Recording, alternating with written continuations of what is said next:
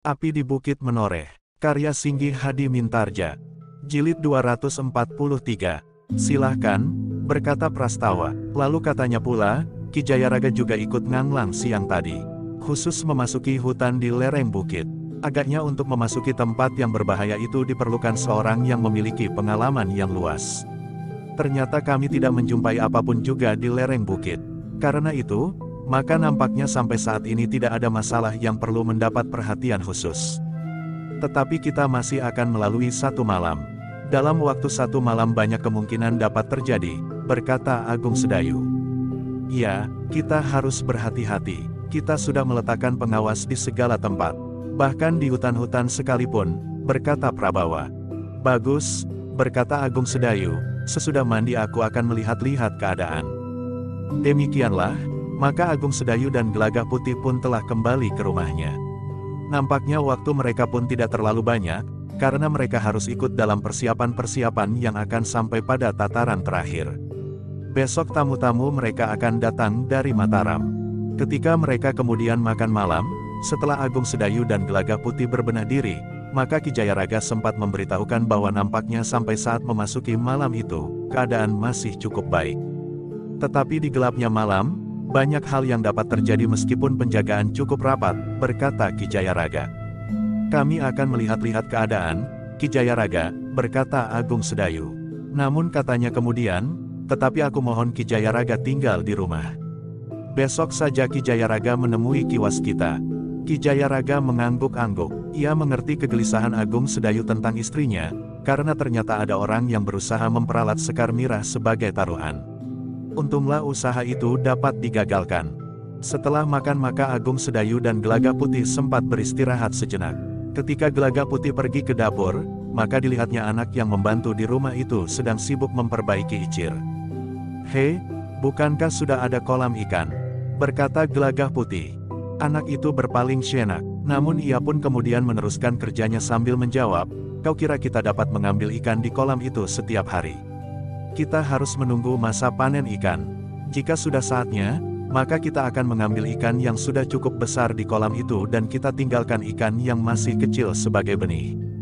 Gelagah Putih mengangguk-angguk, katanya, jadi kau masih saja pergi ke sungai? Ya, jawab anak itu. Tetapi jangan malam ini, kau tahu, anak-anak muda sedang berjaga-jaga. Memang agaknya tidak akan ada sesuatu. Tetapi sebaiknya kau menyesuaikan diri, berkata Gelagah Putih. Bukankah aku tidak mengganggu mereka? Bertanya anak itu. Benar, kau tidak mengganggu mereka. Tetapi jika terjadi sesuatu akan dapat menimbulkan salah paham, berkata Gelagah Putih. Tetapi bukankah setiap orang di padukuhan ini mengenal aku? Desis anak muda itu. Gelagah Putih mengangguk, katanya, iya, setiap orang di padukuhan ini mengenal kau. Tetapi mereka yang bukan orang dari padukuhan ini. Ah, desa anak itu, kau selalu mengganggu saja. Gelagah Putih termangu-mangu sejenak. Namun ia pun kemudian menganggap bahwa yang dilakukan anak itu memang tidak akan banyak bersangkut paut dengan kegiatan para pengawal. Karena itu, maka Gelagah Putih pun tidak mencegahnya lebih jauh. Bahkan anak itu kemudian bersungut, jika kau malas turun ke sungai, kau tidak perlu ikut. Tetapi jangan cegah aku. Gelagah Putih tersenyum. Katanya, aku cabut kuncungmu. Anak itu tidak menjawab, tetapi ia masih saja sibuk memperbaiki icir yang akan dibawanya turun ke sungai nanti. Sementara itu, Agung Sedayu sudah bersiap pula untuk melihat-lihat keadaan. Karena itu, maka ia pun telah memanggil Gelagah Putih yang masih ada di dapur. Ketika keduanya kemudian meninggalkan rumah itu, maka Gelagah Putih sempat mengatakan kepada Agung Sedayu, bahwa pembantu rumahnya akan tetap turun ke sungai meskipun ia sudah memperingatkannya. Agung Sedayu pun tersenyum. Katanya, biar saja, asal anak itu tidak pergi kemana-mana. Demikianlah, maka sejenak kemudian Agung Sedayu dan Gelagah Putih sudah berada di rumah Ki Gede. Bersama beberapa orang pengawal berkuda, maka mereka pun telah mengelilingi padukuhan-padukuhan terpenting di Tanah Perdikan. Terutama padukuhan-padukuhan yang menurut rencana akan dilalui besok oleh Ki Patih Mandaraka. Di setiap padukuhan Agung Sedayu telah berhenti dan berbicara dengan para pemimpin pengawal. Namun tidak seorang di antara mereka yang memberikan laporan tentang sesuatu yang tidak sewajarnya. Menjelang tengah malam, dua orang berkuda telah memasuki Tanah Perdikan Menoreh. Para pengawal dengan serta-merta telah menghentikan mereka. Namun keduanya telah minta untuk dipertemukan dengan Agung Sedayu. Ternyata keduanya memang sudah mengenal Agung Sedayu yang sedang berada di padukuhan terdepan. Keduanya adalah utusan pribadi Ki Patih Mandaraka dan Kiai Gringsing untuk melihat keadaan. Besok Ki Patih Mandaraka akan menepati janjinya, berkata utusan itu, kami datang untuk meyakinkan keadaan. Agung Sedayu mengangguk-angguk, katanya, marilah, kita pergi ke rumah Ki Gede. Demikianlah, maka Agung Sedayu telah membawa tamunya ke rumah Ki Gede untuk membicarakan beberapa hal yang perlu. Bagaimanapun juga Ki Mandaraka adalah seorang pepatih Mataram. Namun kedua orang itu mengangguk-angguk ketika mereka melihat gamelan yang telah diatur di pendapa oleh anak-anak muda. Kemudian tarup pun telah dipasang. Lampu-lampu telah ditempatkan di sudut-sudut halaman. Bukan main, berkata salah seorang dari kedua orang utusan khusus itu, ternyata Tanah Perdikan benar-benar ingin menyambut dengan baik dan meriah kehadiran Ki Mandaraka. Apalagi ketika kedua orang itu mendapat laporan bahwa semua padukuhan telah siap mengamankan kehadiran Ki Patih Mandaraka. Terima kasih, berkata salah seorang di antara mereka, Ki Patih tentu akan senang sekali mendapat sambutan yang demikian besarnya. Hanya sekedarnya saja, berkata Ki Gede. Demikianlah, kedua orang itu pun kemudian sempat bersama-sama Agung Sedayu melihat kesiagaan Tanah Perdikan itu. Apalagi ketika keduanya mengetahui bahwa Ki Waskita sudah ada di Tanah Perdikan itu pula. Namun Agung Sedayu menjadi heran, ketika kedua orang itu mengajaknya melihat kesiagaan Tanah Perdikan, justru ke utara. Bukankah Ki Patih Mandaraka tidak akan melalui daerah sebelah utara padukuhan induk? Bertanya Agung Sedayu. Apakah tidak ada kesiagaan di daerah utara? Bertanya salah seorang dari keduanya. Tentu ada, jawab Agung Sedayu, kesiagaan dilakukan di seluruh Tanah Perdikan dan di semua jalan memasuki Tanah Perdikan ini dari arah manapun. Kedua orang itu mengangguk-angguk. Seharusnya mereka tidak menanyakan kepada Agung Sedayu, karena hal itu tentu sudah diketahuinya. Meskipun demikian kedua orang itu telah mengajak Agung Sedayu berdua saja dengan Gelagah Putih menyusuri jalan induk Tanah Perdikan justru ke sebelah utara. Jalan yang menuju ke rumah Ki Waskita, desis Gelagah Putih. Ternyata kedua orang utusan pribadi Ki Patih itu mendengar, sehingga seorang di antaranya mengangguk-angguk sambil berkata, jadi siang tadi kalian juga melewati jalan ini ke rumah Ki Waskita? Ya, jawab Agung Sedayu. Kedua utusan pribadi Ki Patih itu hanya mengangguk-angguk saja. Ternyata kesiagaan di sisi yang lain itu pun tidak berbeda dari kesiagaan di daerah yang akan dilalui Ki Patih Mandaraka. Namun nampaknya para bebahu padukuhan-padukuhan di sisi utara perhatiannya justru lebih berat pada pengamanan daripada penyambutan. Namun Agung Sedayu menjadi semakin heran ketika kedua orang itu mengajak Agung Sedayu menuju ke perbatasan dan menuju ke penyeberangan di sisi utara. Apa yang ingin kita lihat di sana? Daerah penyeberangan yang sepi itu. Namun daerah itu pun tetap diawasi dengan seksama, berkata Agung Sedayu, tidak ada orang yang dapat menyusup lewat daerah penyeberangan yang sepi itu. Tetapi kedua orang itu tetap mengajak Agung Sedayu dan Gelagah Putih ke tepian. Malam terasa semakin gelap, arus sungai yang seakan-akan lebih kuat dari daerah penyeberangan di sisi selatan, karena Kali Praga di tempat itu agak lebih sempit. Justru karena itu, maka tidak banyak orang yang menyeberang di sisi utara. Apalagi jika arus sungai agak lebih besar karena hujan di daerah berbukitan. Sementara itu, jalan yang menuju ke Tanah Perdikan itu pun tidak langsung ke daerah yang ramai dan pusat perdagangan dari Tanah Perdikan itu. Beberapa saat keempat orang itu masih duduk di atas punggung kudanya di tepian. Namun sejenak kemudian terdengar salah seorang dari kedua utusan pribadi Ki Patih itu memberikan isyarat dengan suara burung hantu. Agung Sedayu dan Gelagah Putih memang menjadi semakin heran. Namun dengan demikian keduanya pun telah bersiap menghadapi setiap kemungkinan yang dapat terjadi. Sesaat mereka menunggu, namun kemudian ternyata mereka melihat dua orang yang muncul dari kegelapan di balik pohon perdu. Siapa mereka? Bertanya Agung Sedayu. Apakah kau tidak mengenal mereka? Bertanya orang itu. Agung Sedayu menarik nafas dalam-dalam ketika kemudian ia melihat bahwa kedua orang itu adalah Senapati Mataram yang sudah dikenalnya dengan baik. Karena itu, maka Agung Sedayu pun telah meloncat turun dari kudanya. Gelagah Putih yang tidak begitu jelas persoalannya pun telah turun pula. Demikian pula kedua orang utusan pribadi Ki Patih itu. Ki Rangga Lengkara dan Ki Lurah Sabawa, desis Agung Sedayu, selamat datang ke Tanah Perdikan ini. Kedua orang senapati itu tertawa. Dengan nada rendah Ki Rangga berkata, "Sudah lama sekali aku tidak datang ke Tanah Perdikan. Sekarang, aku datang tidak pada waktu yang baik." "Terima kasih atas kunjungan Ki Rangga dan Ki Lurah," sahut Agung Sedayu. "Aku pernah berada di Tanah Perdikan ini beberapa lama ketika aku diperbantukan pada pasukan khusus, di saat Ki Lurah Branjangan masih memegang pimpinan," berkata Ki Lurah Sabawa. "Ya, tetapi itu pun sudah lama sekali," jawab Agung Sedayu, yang kemudian bertanya, "Namun demikian, kedatangan kalian dengan cara ini memang agak menimbulkan persoalan di dalam hatiku."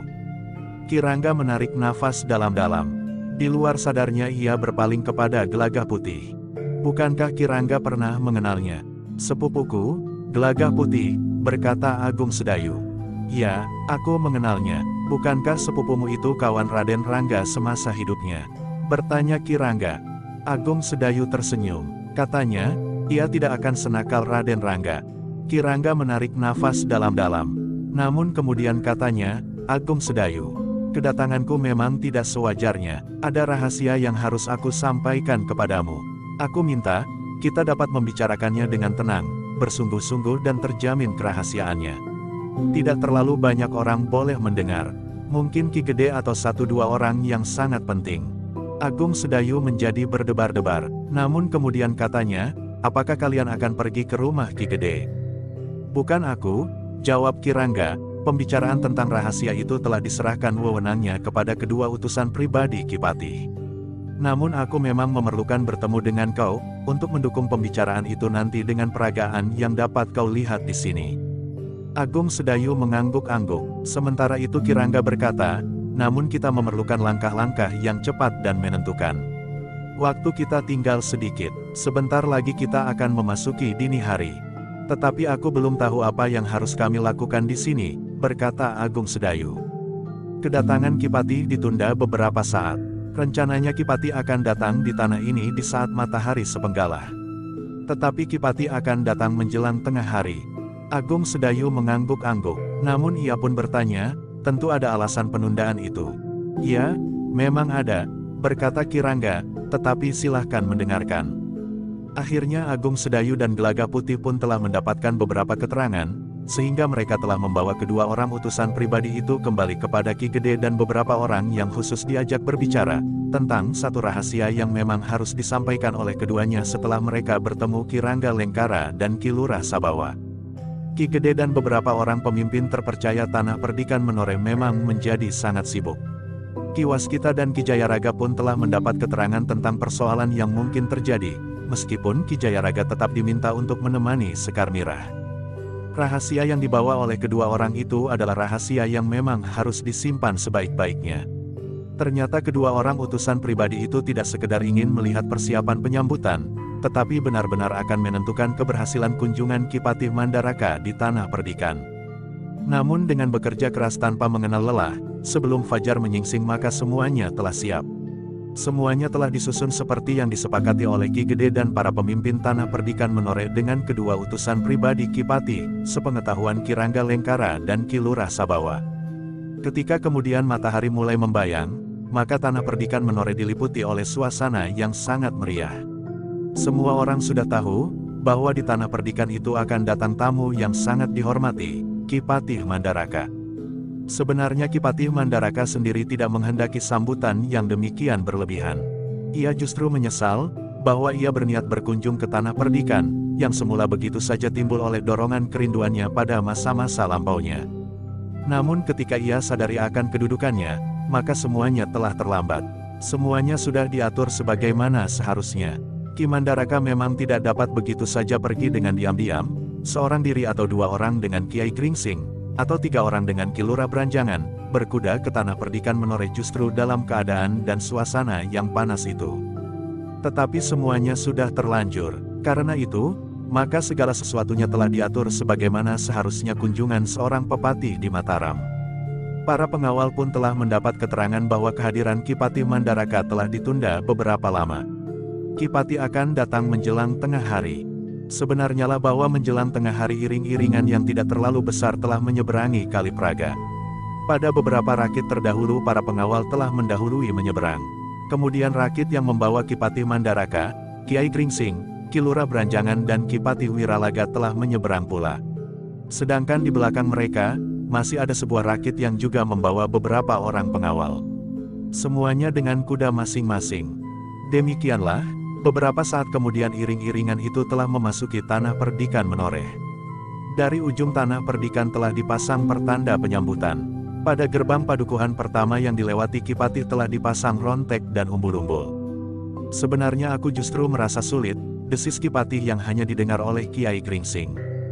Kiai Gringsing tersenyum. Katanya, mudah-mudahan bukannya tidak berarti sama sekali. Ya, Ki Patih Mandaraka mengangguk-angguk. Demikianlah, tanah perdikan memang menjadi gembira. Sambutan atas kehadiran Ki Patih cukup meriah, dan bahkan bagi Ki Patih Mandaraka yang pernah bernama Ki Juru Martani, seorang dari padukuhan kecil meskipun saudara seperguruan dengan Kanjeng Sultan Pajang, memang agak berlebihan. Demikianlah, maka di rumah Ki Gede, penyambutan benar-benar dilakukan dengan meriah. Segala-galanya telah disiapkan dengan baik. Tempat yang akan dipergunakan oleh Ki Patih untuk beristirahat. Kemudian tempat untuk mengadakan pembicaraan khusus bagi orang-orang tua yang telah dipersilahkan untuk hadir dan bertemu dalam usia tua mereka. Dan tempat-tempat lain yang diperlukan. Di pendapat telah disiapkan seperangkat gamelan yang malam itu akan dipergunakan untuk menghidangkan suguhan kesenian yang terdapat di tanah perdikan. Acara-acara yang telah dipersiapkan telah dilaksanakan dengan baik sebagaimana direncanakan. Setelah pertunjukan selesai, aku ingin berbicara dengan beberapa orang tua, berkata Ki Patih Mandaraka kepada Ki Gede. Baiklah Ki Patih, jawab Ki Gede, kami akan mengatur segala-galanya. Pembicaraan akan dapat dilakukan di ruang dalam, ruang yang memang telah kami persiapkan. Menjelang gelap, maka halaman rumah Ki Gede telah penuh. Orang-orang bukan saja dari padukuhan induk telah berdatangan untuk menyaksikan pagelaran yang memang jarang dilakukan. Apakah ada juga tayub? Bertanya seseorang. Ah kau, seperti tidak tahu saja sifat Ki Gede, yang barangkali sejalan dengan sifat Ki Patih. Mereka tidak senang dengan tari tayub. Tari yang dapat mengakibatkan timbulnya persoalan-persoalan yang tidak diharapkan. Apalagi jika tuak mulai ikut meramaikannya. Kawannya mengangguk-angguk. Ki Gede memang tidak menyukai tari tayub. Hanya dalam keadaan khusus untuk kepentingan upacara panen sajalah, tayub diselenggarakan sebagai upacara mensyukuri kesuburan. Itu pun semakin lama semakin susut. Malam itu di pendapa rumah Ki Gede memang diselenggarakan beberapa jenis pertunjukan. Yang paling menarik adalah tari topeng, yang ditarikan oleh beberapa orang anak muda yang memang memiliki kemampuan menari. Para tamu Ki Gede duduk di pendapa menyaksikan pertunjukan yang sangat menarik itu. Di antara mereka termasuk Ki Jayaraga, sementara Sekar Mira ada pula di rumah Ki Gede, untuk membantu menyiapkan hidangan bagi para tamu. Hanya anak-anak pedesaan, desis Ki Gede yang duduk di sebelah Ki Patih Mandaraka. Tetapi Ki Patih berkata, bagus sekali. Tidak kalah dengan anak-anak muda di kota raja. Ki Patih terlalu memuji, desis Ki Gede. Ki Mandaraka menyahut dengan sungguh-sungguh. Tidak, aku tidak sekedar memuji. Sebenarnya lah mereka adalah penari-penari yang baik. Ki Gede tertawa. Orang-orang yang mendengar pujian itu pun tertawa pula. Namun dalam pada itu, hampir di setiap sudut halaman telah mendapat pengamatan yang sangat ketat. Beberapa orang pengawal berjaga-jaga di regol. Sementara para pengawal dalam tugas sandinya berbaur dengan para penonton yang memadati halaman. Namun bagaimanapun juga, para pengawal itu tidak dapat mengenali setiap orang yang berjejal di halaman itu. Karena itu, maka ada juga beberapa orang yang bukan orang tanah perdikan itu sendiri. Dua orang dengan diam-diam telah menyelinap keluar sebelum pertunjukan selesai. Namun karena di luar regol banyak orang-orang yang berjualan dan anak-anak pun keluar masuk pula, bahkan kadang-kadang bersama orang tua mereka, maka kepergian kedua orang itu pun sama sekali tidak menarik perhatian. Demikian kedua orang itu memasuki kegelapan, maka mereka pun seakan-akan telah hilang ke dalam dinding halaman di sebelah menyebelah jalan. Tetapi ternyata bukan hanya dua orang itu saja. Ada dua orang yang lain, dan dua orang lagi yang berbuat serupa.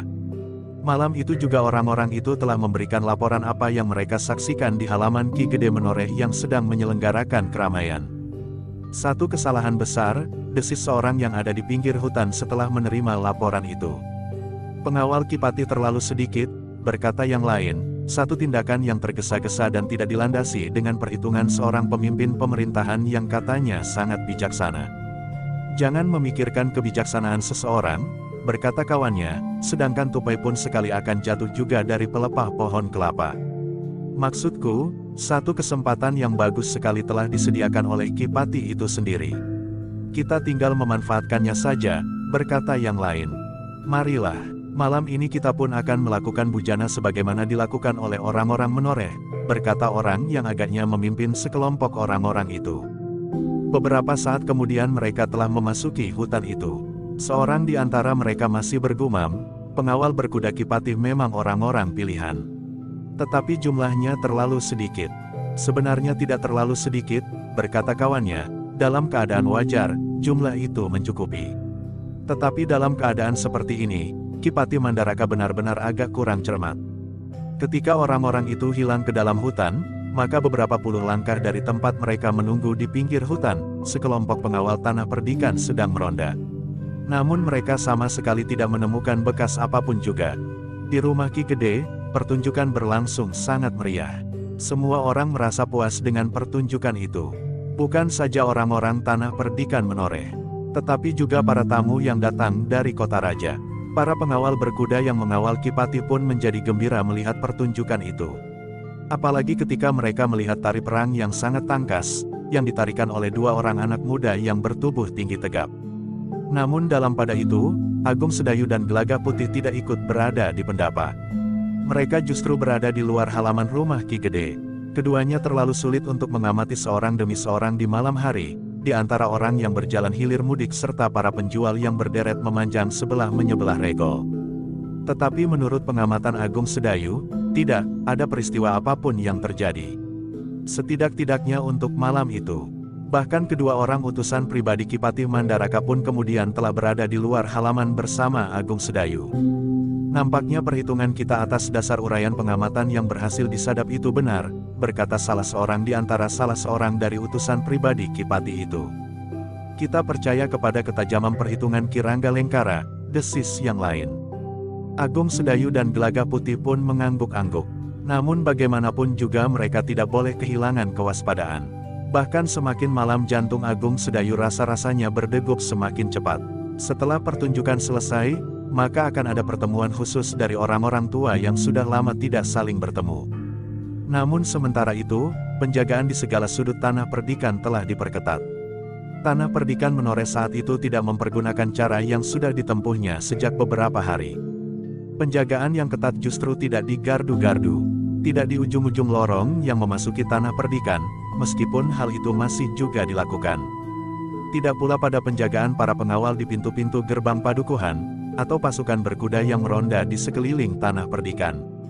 Tetapi bersama dengan kedua utusan pribadi Ki Pati Mandaraka serta kedua senapati Mataram yang ditemui Agung Sedayu di tepian, para pemimpin tanah perdikan menoreh telah menentukan lain. Pengamatan lebih banyak dilakukan dengan diam-diam di pematang-pematang sawah, di gubuk-gubuk atau di dekat gejlik di persimpangan parit, sebagaimana orang-orang yang menunggu air untuk mengairi sawah mereka. Demikianlah, menjelang pertunjukan selesai, maka seorang di antara para petugas yang mengamati padang perdu di pinggir hutan telah menemui Agung Sedayu. Aku melihat dua orang yang tidak dikenal, berkata orang itu. Agung Sedayu mengangguk-angguk, tetapi Agung Sedayu nampaknya tidak terkejut. Amati arahnya, berkata Agung Sedayu kemudian.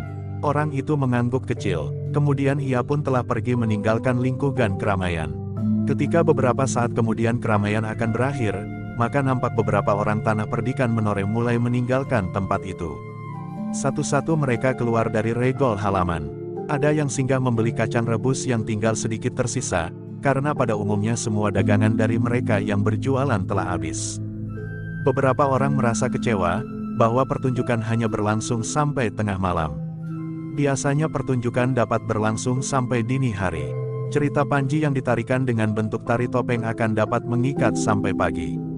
Tetapi beberapa orang dapat memberikan keterangan, para tamu itu tentu perlu beristirahat. Tetapi kawannya menjawab, mereka yang ingin beristirahat biar saja beristirahat. Kita yang nonton biar saja nonton sampai pagi. Tetapi yang pertama berkata, kau kira suara gamelan itu tidak mengganggunya? Kawannya tidak menjawab lagi. Namun sebenarnya lah pertunjukan yang diselenggarakan di tanah perdikan itu biasanya sampai pagi hari. Ketika pertunjukan itu selesai, maka seperti semut yang keluar dari sarangnya para penonton pun menghambur keluar dari halaman rumah Ki Gede. Sementara itu, beberapa orang yang telah mendahului keluar dari halaman, justru telah berhenti dan berdiri menepi, mengawasi orang-orang yang berjejal lewat ke segenap arah.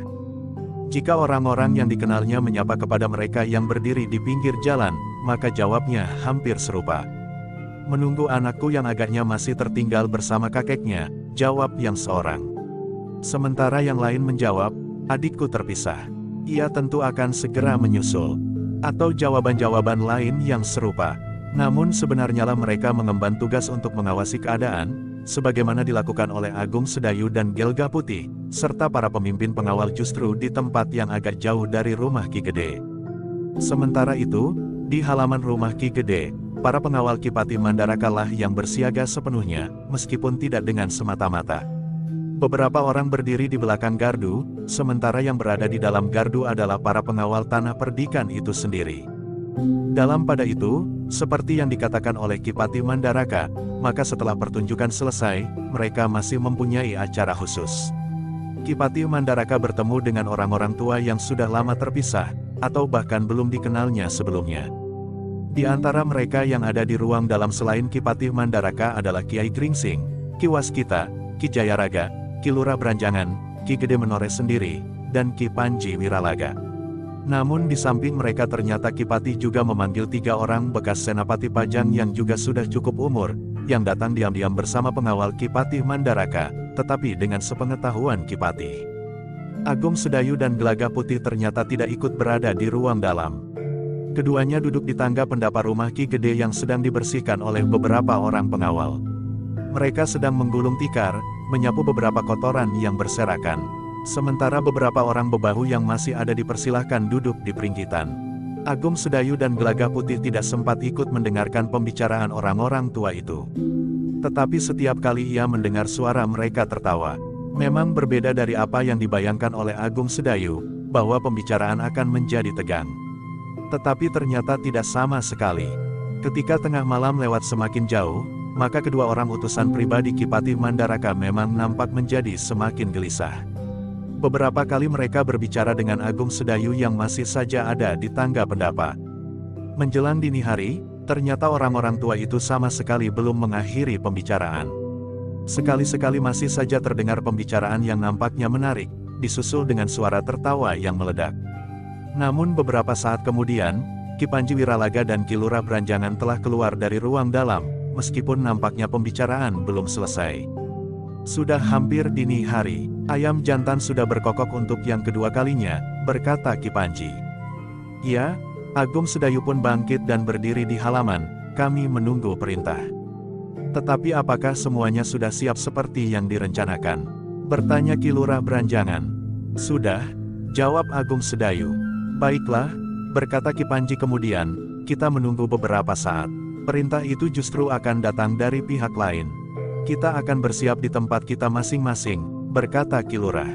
Agung Sedayu dan Gelagah Putih memang tidak akan beranjak dari tempatnya. Mereka akan berada di halaman rumah Ki Gede. Betapa ketatnya hambatan, namun mereka yang berniat datang ke rumah itu tidak akan dengan mudah terhenti di perjalanan. Karena itu, maka yang lebih baik adalah justru menunggu mereka di halaman itu. Namun dalam pada itu, kedua orang utusan pribadi Kipati lah yang meninggalkan halaman itu, masuk ke dalam gelap bersama 3 orang pengawal berkuda tanah perdikan.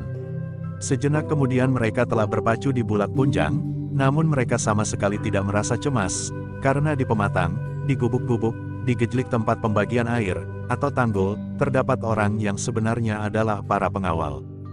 Kelima orang itu pun kemudian mempercepat kuda mereka, berpacu justru ke arah utara. Mereka telah mengikuti jalan ke penyeberangan dan akhirnya berhenti di tepian. Ternyata Ki Rangga Lengkara dan Ki Lurah Sabawa telah menunggu. Demikian kelima orang itu turun ke tepian. Ki Rangga berkata, "Ayam jantan sudah berkokok untuk yang kedua." "Kami menunggu isyarat Ki Rangga," berkata salah seorang dari utusan pribadi Kipati. "Bagus," berkata Ki Rangga, "sampaikan kepada Kipati bahwa semuanya sudah dipersiapkan seperti yang direncanakan." Utusan Kipati itu mengangguk-angguk. Namun mereka melihat dalam kegelapan di seberang Kali Praga beberapa buah rakit telah siap. Demikianlah, Maka sejenak kemudian kelima orang itu pun segera bersiap untuk kembali. Namun utusan Kipati itu masih berpesan, jika isyarat itu naik, maka segala sesuatunya akan segera mulai. Kami sudah memperhitungkan jarak. Jarak yang akan kita tempuh tidak akan lebih jauh dari jarak yang akan mereka tempuh, jawab Ki Rangga. Kecepatan bergerak, bertanya utusan Kipati. Sudah termasuk hitungan kami, jawab Ki Rangga pula. Demikianlah, maka kelima orang itu pun kemudian telah berpacu kembali menuju ke Padukuhan Induk dan melaporkan segala sesuatunya kepada Ki Panji Wiralaga. Demikianlah, maka dalam dinginnya udara di dini hari, tanah perdikan telah dipanasi oleh persiapan yang terselubung, yang akan segera membakar tanah perdikan itu. Api akan segera berkobar di perbukitan menoreh yang nampaknya masih tenang itu. Dalam pada itu, di lereng Bukit Menoreh, beberapa orang berkumpul dan berbincang dengan sungguh-sungguh. Seorang yang memimpin pembicaraan itu pun kemudian berdesis, ayam jantan telah berkokok untuk yang kedua kalinya. Jika ayam berkokok untuk yang ketiga kalinya, maka kita semuanya akan bergerak. Perang yang sesungguhnya akan berkobar. Kelengahan Kipati Mandaraka akan ditebus dengan taruhan yang sangat mahal. Tanpa Mandaraka, maka Panembahan Senapati akan kehilangan gairah perjuangannya. Dengan mudah Madiun akan menggilasnya, sehingga Mataram tidak akan berbekas lagi. Meskipun Panembahan Senapati adalah seorang yang berilmu sangat tinggi, tetapi hatinya terlalu rapuh sehingga ia memerlukan sandaran yang kuat. Sandaran itu adalah Kipati Mandaraka. Aku tidak tahu, bagaimana mungkin orang yang cerdik seperti Kipati Mandaraka dapat melakukan kekeliruan seperti ini, berkata seorang yang lain. Tetapi kita jangan merendahkan kemampuan para pengawal. Seperti yang kita lihat, semua pengawal di tanah perdikan bersiaga. Pengawal pada tataran pertama, tataran kedua sampai pada tataran ketiga. Semuanya telah siap bertempur jika perlu, berkata seorang yang lain. Tetapi kawan-kawan tertawa, katanya, mereka bersiap untuk menyambut tamu yang mereka anggap orang terbesar di dunia setelah Panembahan Senapati. Bukan untuk bertempur. Namun tiba-tiba mereka pun terdiam ketika datang seorang yang bertubuh tinggi besar, berkumis lebat dan bercambang panjang. Seorang yang rambutnya sudah berwarna dua, namun yang memiliki wibawa yang besar. Semua orang berdiri karenanya. Salah seorang di antara mereka mengangguk hormat sambil berdesis, Sang Panembahan Cahyawarastra. Orang yang disebut Sang Panembahan itu berhenti sejenak sambil memandang berkeliling. Kemudian ketika orang-orang yang ada di sekitarnya mengangguk dalam-dalam, ia pun telah mengangguk pula kepada mereka. Apakah semua sudah siap? Bertanya orang yang disebut Panembahan Cahyawarastra itu. Kepada orang yang berdiri di sebelahnya ia berkata, apakah semua laporan dapat dipercaya? Ya Panembahan, semuanya sudah diteliti ulang. Nampaknya semuanya dapat dipercaya, jawab orang itu. Bagus, berkata Panembahan Cahyawarastra, kita harus dapat menyelesaikan tugas yang kita bebankan di atas pundak kita sendiri. Ketika berita tentang rencana kepergian Ki Mandaraka ke tanah perdikan sampai kepada kita, maka kita yakin akan dapat berbuat sebaik-baiknya bagi kepentingan Madiun. Panembahan Mas di Madiun memang tidak mau ikut campur dalam usaha ini, karena menurut Panembahan Madiun kita berbuat licik, tetapi aku berpendirian lain. Membunuh Pati Mandaraka bukan satu hal yang dapat disebut licik. Panembahan Madiun memang tidak mencampuri rencana ini. Tetapi Panembahan Madiun mengizinkan pasukannya segelar sepapan untuk melakukan rencana ini. Bukankah itu sama artinya bahwa Panembahan Madiun telah merestui rencana ini? Bertanya orang yang berdiri di sampingnya. Memang lain, jawab Panembahan Cahyawarastra, Panembahan Madiun tidak bertanggung jawab atas peristiwa ini. Yang membunuh Mandaraka bukan Panembahan Mas dari Madiun, tetapi Panembahan Cahyawarastra. Aku tidak akan ingkar, akulah yang akan membunuh Mandaraka, orang tua yang licik dan pengecut itu. Yang hanya dapat mengadu domba orang lain tanpa berani hadir di medan perang. Kita akan dapat membunuhnya, berkata orang yang berdiri di sisinya. Namun tiba-tiba Panembahan Cahyawarastra itu bertanya, apakah pasukan yang dijanjikan itu telah tiba? Mereka telah berada di tempat. Mereka menyusuri pesisir, satu perjalanan yang sangat berat. Hanya dalam waktu sehari 2 malam, mereka sudah sampai di tanah perdikan Menoreh. Sementara mereka harus berusaha menjauhkan diri dari kemungkinan-kemungkinan buruk di perjalanan.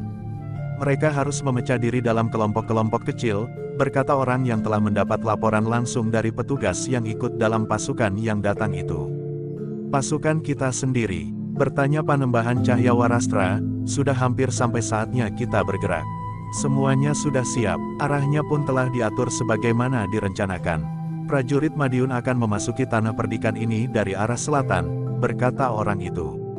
Bagaimana dengan pasukan khusus Mataram di tanah perdikan ini? Bertanya Panembahan itu pula. Seorang yang bertubuh tegap tegar tertawa pendek. Katanya, mereka akan dapat dikendalikan oleh senapatinya sendiri.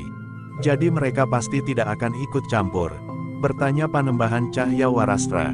Senapati itu dapat dipercaya, jawab orang yang bertubuh tegar. Bagus, berkata Panembahan Cahya Warastra, hari ini adalah hari kematian Ki Juru Martani, yang menjadi sangat terkenal sejak terbunuhnya Arya Penangsang dari Jipang. Kemudian Mataram akan segera runtuh. Madiun akan mencoba bangkit. Mudah-mudahan Pati akan tetap menjadi imbangan yang akan saling menghancurkan, setelah Madiun menjadi parah karena benturannya melawan Mataram, meskipun Madiun harus menang. Pati dan Madiun akan hancur bersama-sama. Para adipati di daerah Jawa Timur memang harus diperhitungkan. Tetapi jika aku selalu berada di sisi Panembahan Mas di Madiun, maka aku akan menjadi orang yang mempunyai kemungkinan terbesar menguasai tanah ini. Orang yang bertubuh tegap dan tegar itu mengangguk-angguk. Sementara itu malam menjadi semakin bergeser mendekati ujung pagi. Sebentar lagi, ayam jantan akan berkokok untuk ketiga kalinya.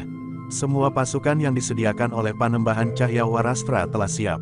Prajurit yang dibawanya dari Madiun sempat beristirahat hampir sehari semalam di persembunyiannya, setelah menempuh perjalanan sehari 2 malam. Bahkan beberapa kelompok kecil agak lebih lambat meskipun hanya berjarak waktu beberapa saat. Namun sebagai prajurit terlatih, waktu yang hampir sehari semalam itu dapat dimanfaatkannya sebaik-baiknya. Beberapa orang yang memahami ilmu pengobatan serta pengetahuan tentang ilmu pijiat, telah membantu memberikan sejenis param yang diulaskan pada anggota badan para prajurit itu, sehingga tubuh mereka menjadi segar kembali. Sementara itu di arah lain, pasukan Panembahan Cahya Warastra sendiri, yang berhasil dikumpulkan dari beberapa padepokan yang dapat dipengaruhinya, telah bersiap pula sepenuhnya. Bahkan masih ada segerombolan pasukan yang mempunyai ciri dan watak yang agak berbeda. Sekelompok orang yang bukan saja ingin meneguk kemenangan atas tanah perdikan sehingga mengakibatkan kematian Ki Patih Mandaraka, kemudian hancurnya Mataram dan bangkitnya Panembahan Cahya Warastra, namun juga dorongan nafsu mereka untuk mendapat kesempatan menguasai rumah-rumah orang-orang kaya di tanah perdikan menoreh. Mereka akan mendapat keuntungan langsung dengan merampok harta benda dari daerah yang dikalahkan. Bahkan menurut mereka, jika dikehendaki, maka perempuan-perempuan dari daerah yang kalah perang akan dapat dijarah rayah sesuka hati. Malam itu di tanah perdikan menoreh memang telah dipersiapkan perang. Laporan terakhir yang disampaikan kepada para pemimpin pasukan yang akan menyerang tanah perdikan menoreh dan dilangsungkan kepada Panembahan Cahya Warastra adalah, bahwa tidak ada perubahan susunan penjagaan di tanah perdikan. Para pengawal berada di mulut-mulut lorong, pintu-pintu gerbang dan gardu-gardu. Sedangkan sekelompok kecil pengawal dari pasukan pengawal khusus yang datang bersama Ki Patih Mandaraka berada di rumah Ki Gede Menoreh. Mereka memang harus bersiap untuk menyelamatkan Ki Patih Mandaraka. Sementara itu, Ki Patih Mandaraka berada di rumah Ki Gede Menoreh bersama Kiai Gringsing. Orang bercambuk itu memang iblis, geram Panembahan Cahya Warastra, tetapi ia sudah tua dan hampir pikun. Adalah tugas Ki Ajar Cangkring dan Putut Sendawa untuk menjinakkannya. Ki Ajar memiliki kemampuan yang akan dapat menggetarkan jantung tuanya dengan aji gelap ngamparmu. Sementara Putut Sabawa akan dapat mematahkan tulang-tulangnya yang renta dengan tongkat uregu werengu. Tetapi hati-hati dengan juntai cambuknya itu. Sementara aku sendiri yang akan bertemu dengan Ki Patih Mandaraka. Kalian ingat itu. Tetapi murid orang bercambuk itu juga sangat berbahaya. Ia sudah memiliki kemampuan gurunya, berkata salah seorang di antara mereka. Bango lamatanlah yang dungu, geram Panembahan Cahya Warastra. He, bukankah Ureksagora telah bersedia untuk membunuhnya? Selain cambuk, murid orang bercambuk itu memiliki kemampuan menyerang dari jarak jauh. Ureksagora juga memiliki kekuatan seperti itu. Meskipun ia tidak dapat melenyapkan diri dengan aji Panglimunan dan tidak dapat memecah diri dengan aji Kakang Kawah dan Adi Ariari, tetapi ia memang tidak memerlukannya. Ia memiliki ilmu kebal seperti Agung Sedayu. Jika Agung Sedayu hanya memiliki ilmu kebal maka Ureksagora merangkapnya dengan ilmu lembu sekilan. Tidak ada kekuatan yang dapat menembus perisai ilmu rangkap itu. Yang lain mengangguk-angguk, namun seorang yang berjanggut putih berkata, ia baru mulai. Kedua ilmu itu belum cukup mapan. Tetapi ia adalah orang terbaik. Aku yakin sebagaimana Panembahan, ilmu rangkapnya akan dapat melawan semua macam ilmu yang ada di dalam diri murid orang bercambuk itu, jawab kawannya. Bahkan ia pun bertanya, sedangkan kau, apa yang akan dapat kau lakukan? Ilmu sirep, seandainya kau yang ditugaskan melawan anak itu, maka apakah kau akan sempat berkidung untuk menidurkannya? Iblis kau, geram orang berjanggut putih itu, aku memang ingin mendapat kesempatan. Kawannya termangu-mangu sejenak, namun ia pun kemudian bertanya, kesempatan apa? Bertempur melawan Agung Sedayu. Ya, jawab orang berjanggut putih itu. Namun kemudian ia pun berkata, tetapi pada suatu saat aku ingin mencoba kemampuan Wreksagora. Apakah Aji Brajamustiku tidak mampu memecahkan pertahanan ilmu kebalnya, rangkap berapapun? Kawannya mengerutkan keningnya, namun kemudian ia tertawa sambil berkata, apa? Aji Brajamusti, apakah kau benar-benar sudah gila sehingga merasa dirimu seperti Gatot Kaca dalam cerita pewayangan? Orang berjanggut putih itu tersenyum. Katanya, bukan aku yang gila, tetapi kau benar-benar picik. Nanti, jika kita tidak bersama orang lain, akan aku tunjukkan Aji Brajamusti itu. Apakah kau juga merasa dapat terbang seperti Gatot Kaca itu? Bertanya kawannya. Orang berjanggut putih itu justru tertawa. Katanya, kau pernah mendengar Aji Saepi Angin? Pernah, tetapi bukan terbang, jawab kawannya. 1000 kali lebih cepat dari burung sikatan yang terbang dengan lincahnya. Dan aku sedang dalam tataran permulaan dari ilmu itu, jawab orang yang berambut putih.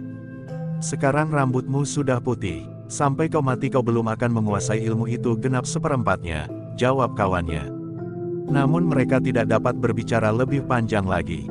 Mereka melihat beberapa orang memberikan laporan terakhir kepada Panembahan Cahyawarastra. Dengan orang yang bertubuh tinggi kekar Panembahan masih berbicara. Namun kemudian terdengar ia berkata, jangan melupakan tugas kalian masing-masing. Mungkin masih ada orang-orang yang memerlukan perhatian khusus. Ki Gede Menores sendiri sudah bukan orang yang menakutkan sekarang. Seperti seekor harimau yang telah kehilangan gigi dan kukunya. Jika ia diajak berlari-lari beberapa saat saja, maka sakit kakinya akan segera kambuh, sehingga untuk membunuhnya tidak ubahnya seperti memijit buah ranti masak. Semua orang terdiam, namun suasana memang menjadi tegang. Sebentar lagi, kita lepaskan isyarat. Aku sudah mendengar ayam berkokok untuk ketiga kalinya. Langit pun telah menjadi semakin terang. Kita sekelompok ini harus sampai ke Padukuhan Induk. Sekelompok pasukan khusus yang akan membawa kita ke Padukuhan Induk sudah siap, Panembahan. Sementara semua pasukan yang akan bergerak dari 3 arah juga akan menuju ke Padukuhan Induk, berkata seorang di antara mereka yang datang melapor. Panembahan Cahyawarastra mengangguk-angguk. Katanya, semua harus terjadi sebagaimana aku kehendaki. Aku sudah terlalu bodoh untuk mengirim beberapa orang menemui langsung orang bercambuk. Di sini orang bercambuk itu akan mati bersama-sama dengan Ki Pati Mandaraka. Orang yang sebenarnya lebih pantas disebut Ki Juru Martani. Ayam jantan telah berkokok untuk yang ketiga Panembahan, berkata seorang pembantunya. Di mana orang-orang dari Bukit Kapur? Bertanya Panembahan.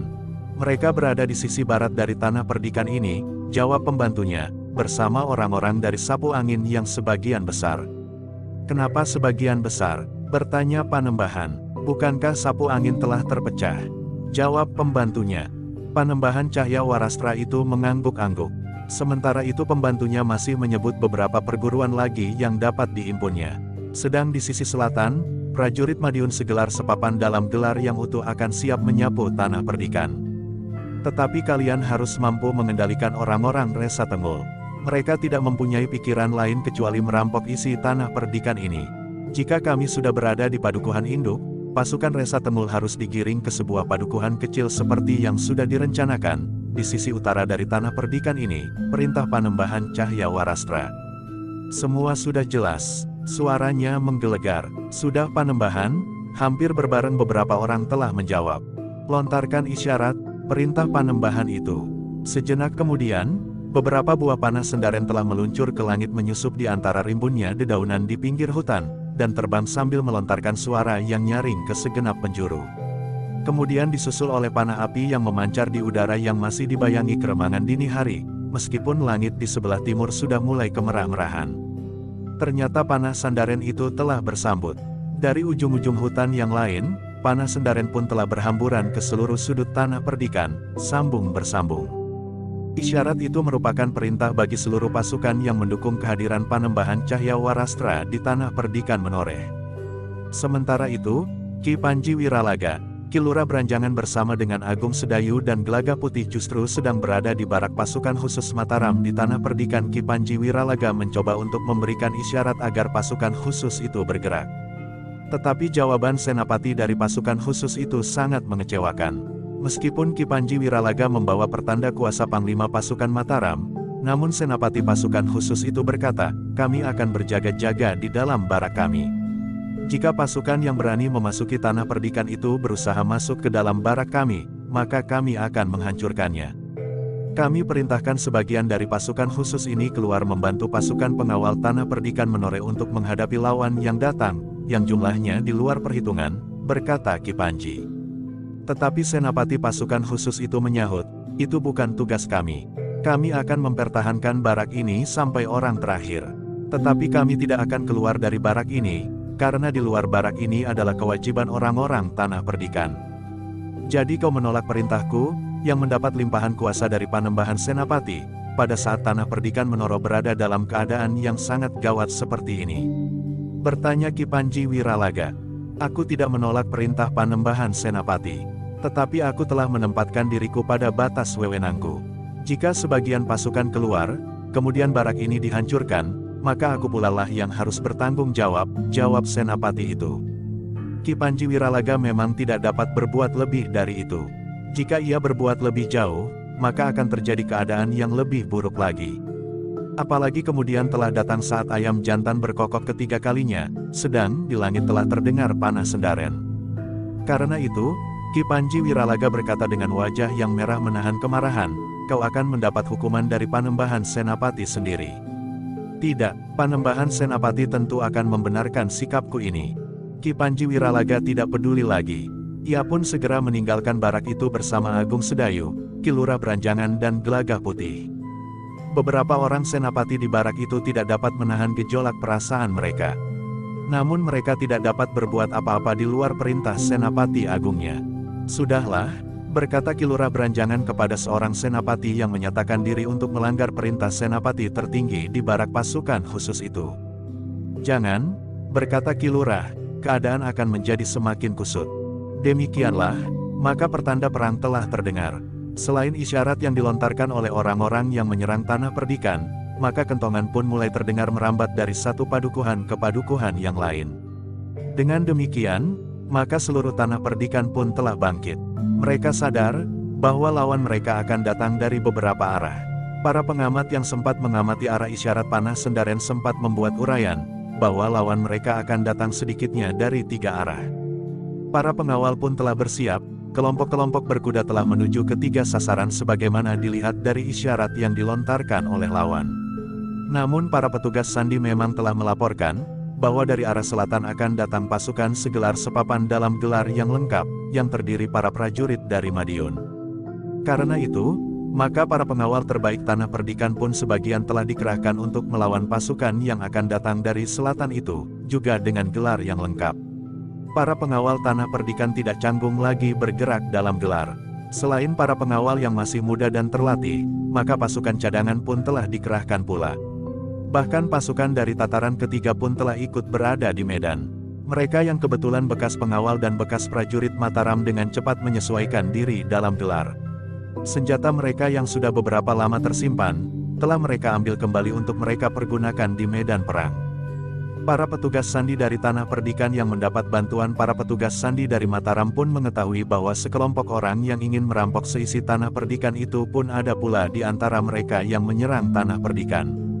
Bagi mereka, maka telah disediakan pula pengawal khusus yang mampu bertempur dengan keras dan bahkan kasar.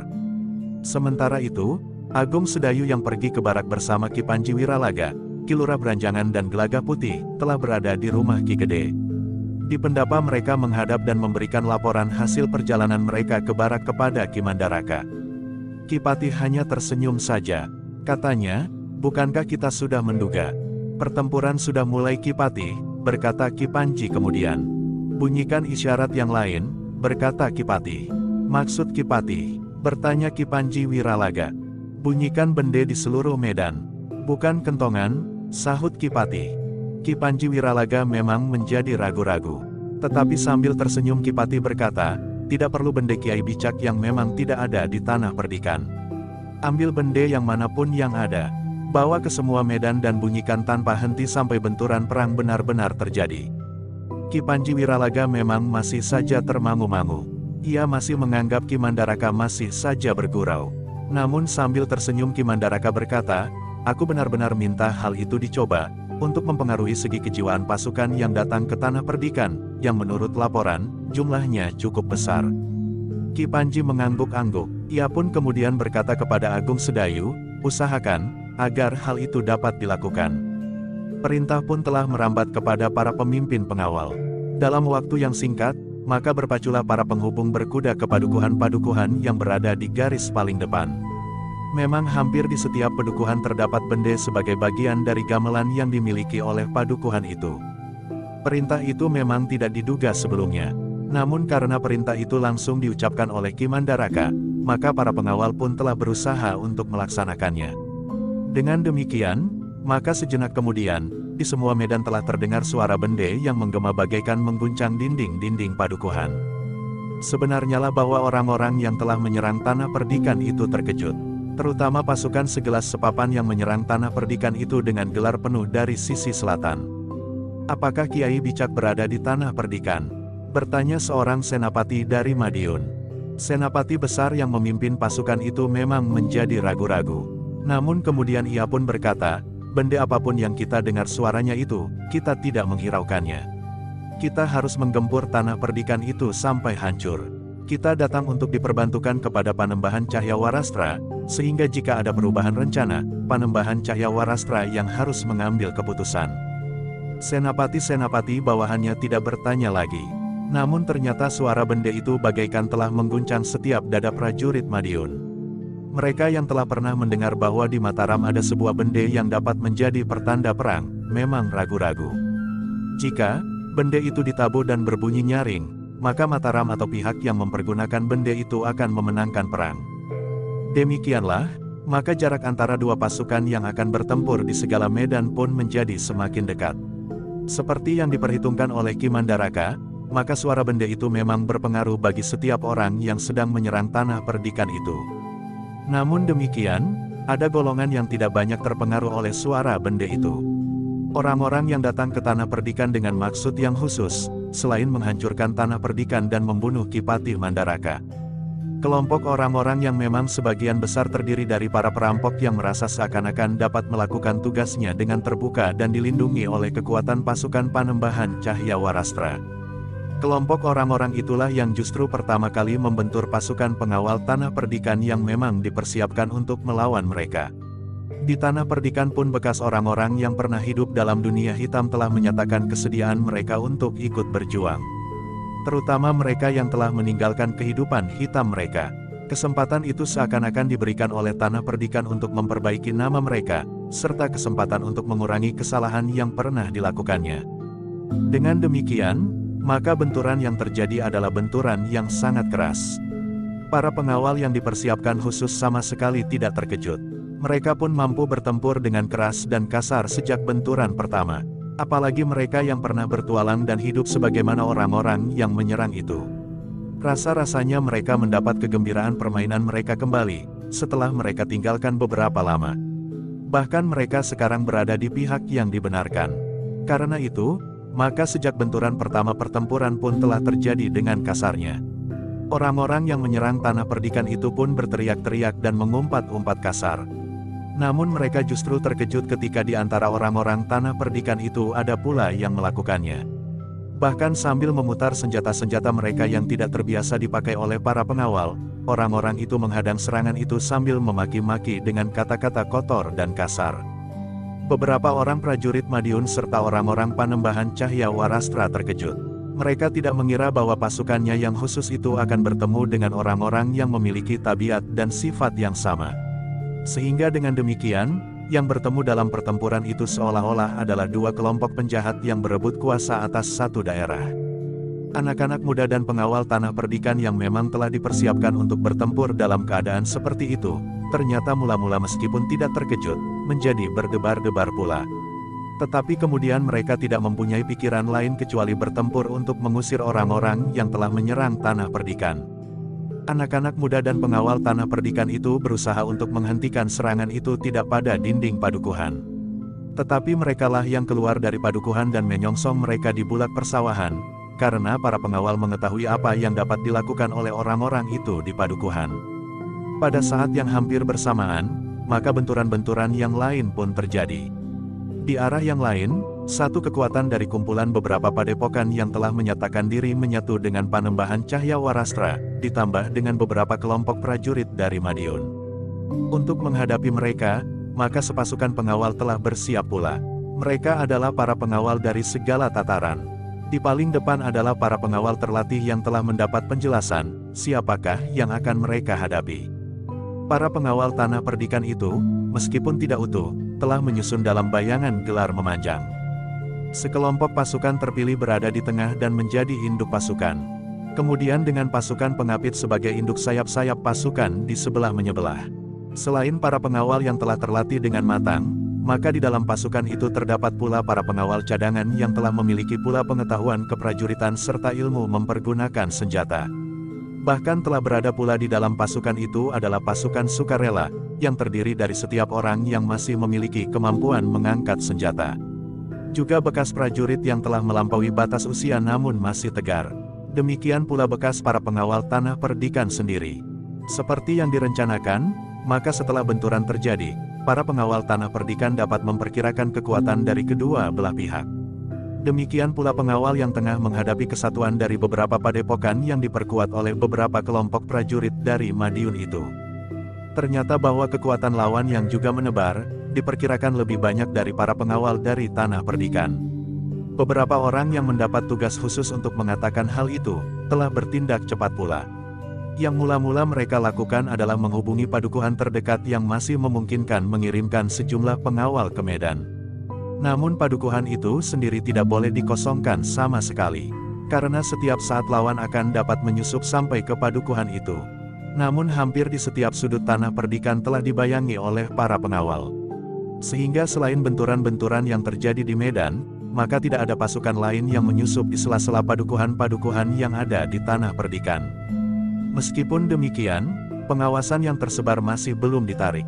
Hanya, mereka sudah mendapat perintah untuk bergerak dengan cepat ke medan terdekat jika diperlukan.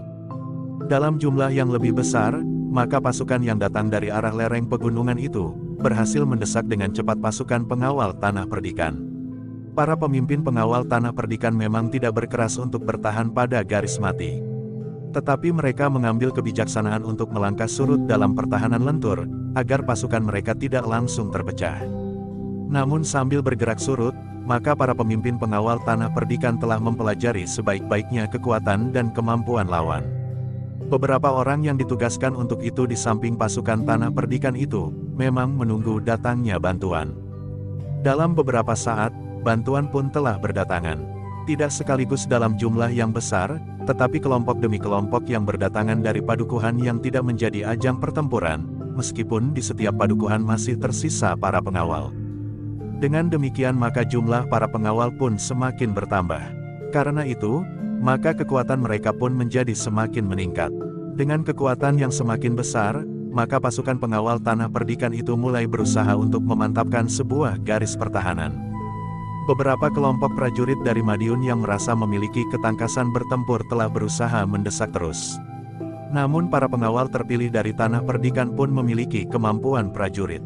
Karena itu, maka para prajurit Madiun yang diperbantukan kepada Panembahan Cahyawarastra itu pun menjadi agak terkejut juga, bahwa kekuatan pasukannya telah membentur pertahanan yang tangguh. Dengan demikian maka di medan pertempuran sebelah barat, kedua pasukan mulai menjadi seimbang. Para pengawal yang menjadi semakin banyak itu pun telah berusaha untuk bukan saja memantapkan garis pertahanan, tetapi mereka pun berusaha untuk dapat menekan lawannya. Para prajurit dan orang-orang padepokan yang sempat dikumpulkan oleh Panembahan Cahyawarastra itu pun telah mulai meningkatkan kemampuan mereka pula. Mereka berharap bahwa meskipun jumlah para pengawal masih juga bertambah 1-2 orang, namun mereka bukannya orang-orang yang memang sudah terbiasa bermain-main dengan senjata. Tetapi sejenak kemudian, maka pertempuran itu pun telah menjadi semakin sengit. Gelar yang menebar itu benar-benar telah bergejolak bagaikan membakar lereng perbukitan. Sementara itu, dari arah selatan, pasukan yang kuat dan benar-benar terlatih telah melanda tanah perdikan bagaikan gelombang lautan. Pasukan Madiun yang utuh segelar sepapan telah menyerang untuk menggulung pertahanan tanah perdikan Menoreh, yang meskipun telah mempersiapkan diri sebaik-baiknya, meskipun tanah perdikan Menoreh sudah memasang gelar yang utuh untuk menghadapi pasukan itu, namun ternyata bahwa jumlah dan bobot prajurit Madiun masih lebih baik dari pasukan tanah perdikan. Pasukan tanah perdikan Menoreh yang disusun dalam gelar penuh menghadapi gelar prajurit dari Madiun itu sudah dipilih yang terbaik di antara pasukan pengawal tanah perdikan. Meskipun di antara para pengawal terbaik itu ada juga para pengawal cadangan dan mereka yang dengan sukarela ikut bertempur, namun bobot pasukan itu bagi tanah perdikan Menoreh adalah yang paling tinggi. Ternyata pasukan Madiun yang lengkap itu telah memasang gelar Supit Urang. Dengan gelar tersebut, maka pasukan Madiun yang diperbantukan kepada Panembahan Cahya Warastra itu telah menekankan pada pasukan Pengapit yang bertindak sebagai supitnya, di bawah pimpinan Senapati Pengapit yang tangguh. Meskipun demikian, pasukan induknya pun tidak kalah kuatnya, sehingga dalam keseluruhan gelar itu memang sangat berbahaya. Bahkan akan dapat menghisap kekuatan lawan masuk ke dalam pelukan pasukan Pengapitnya, dan akan digilasnya sampai lumat. Para pengawal tanah perdikan yang dipimpin langsung oleh Prastawa telah mengubah gelarnya. Jika semula pasukan pengawal mempergunakan gelar Wulan Tumanggal, maka kedua ujung pasukannya tidak akan mampu menghadapi kekuatan Supit Uang dari gelar pasukan lawan. Karena itu maka gelar pasukan pengawal tanah perdikan pun telah berubah. Prastawa memerintahkan gelar itu menjadi gelar Garuda Ngelayang, yang mendukung kekuatan pada sayap-sayap pasukan dengan Senapati Pengapit yang terpercaya pula. Jika saja pasukan khusus Mataram yang ada di tanah perdikan dapat digerakkan, maka pasukan pengawal tanah perdikan itu tidak akan mengalami kesulitan, karena di dalamnya akan terdapat prajurit-prajurit pilihan dari pasukan khusus.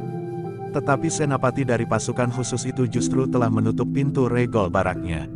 Ia telah menyatakan akan menyapu bersih pasukan, hanya yang memasuki baraknya. Pasukan khusus itu tidak akan keluar dari barak mereka. Meskipun demikian, pasukan pengawal tanah perdikan tidak gentar.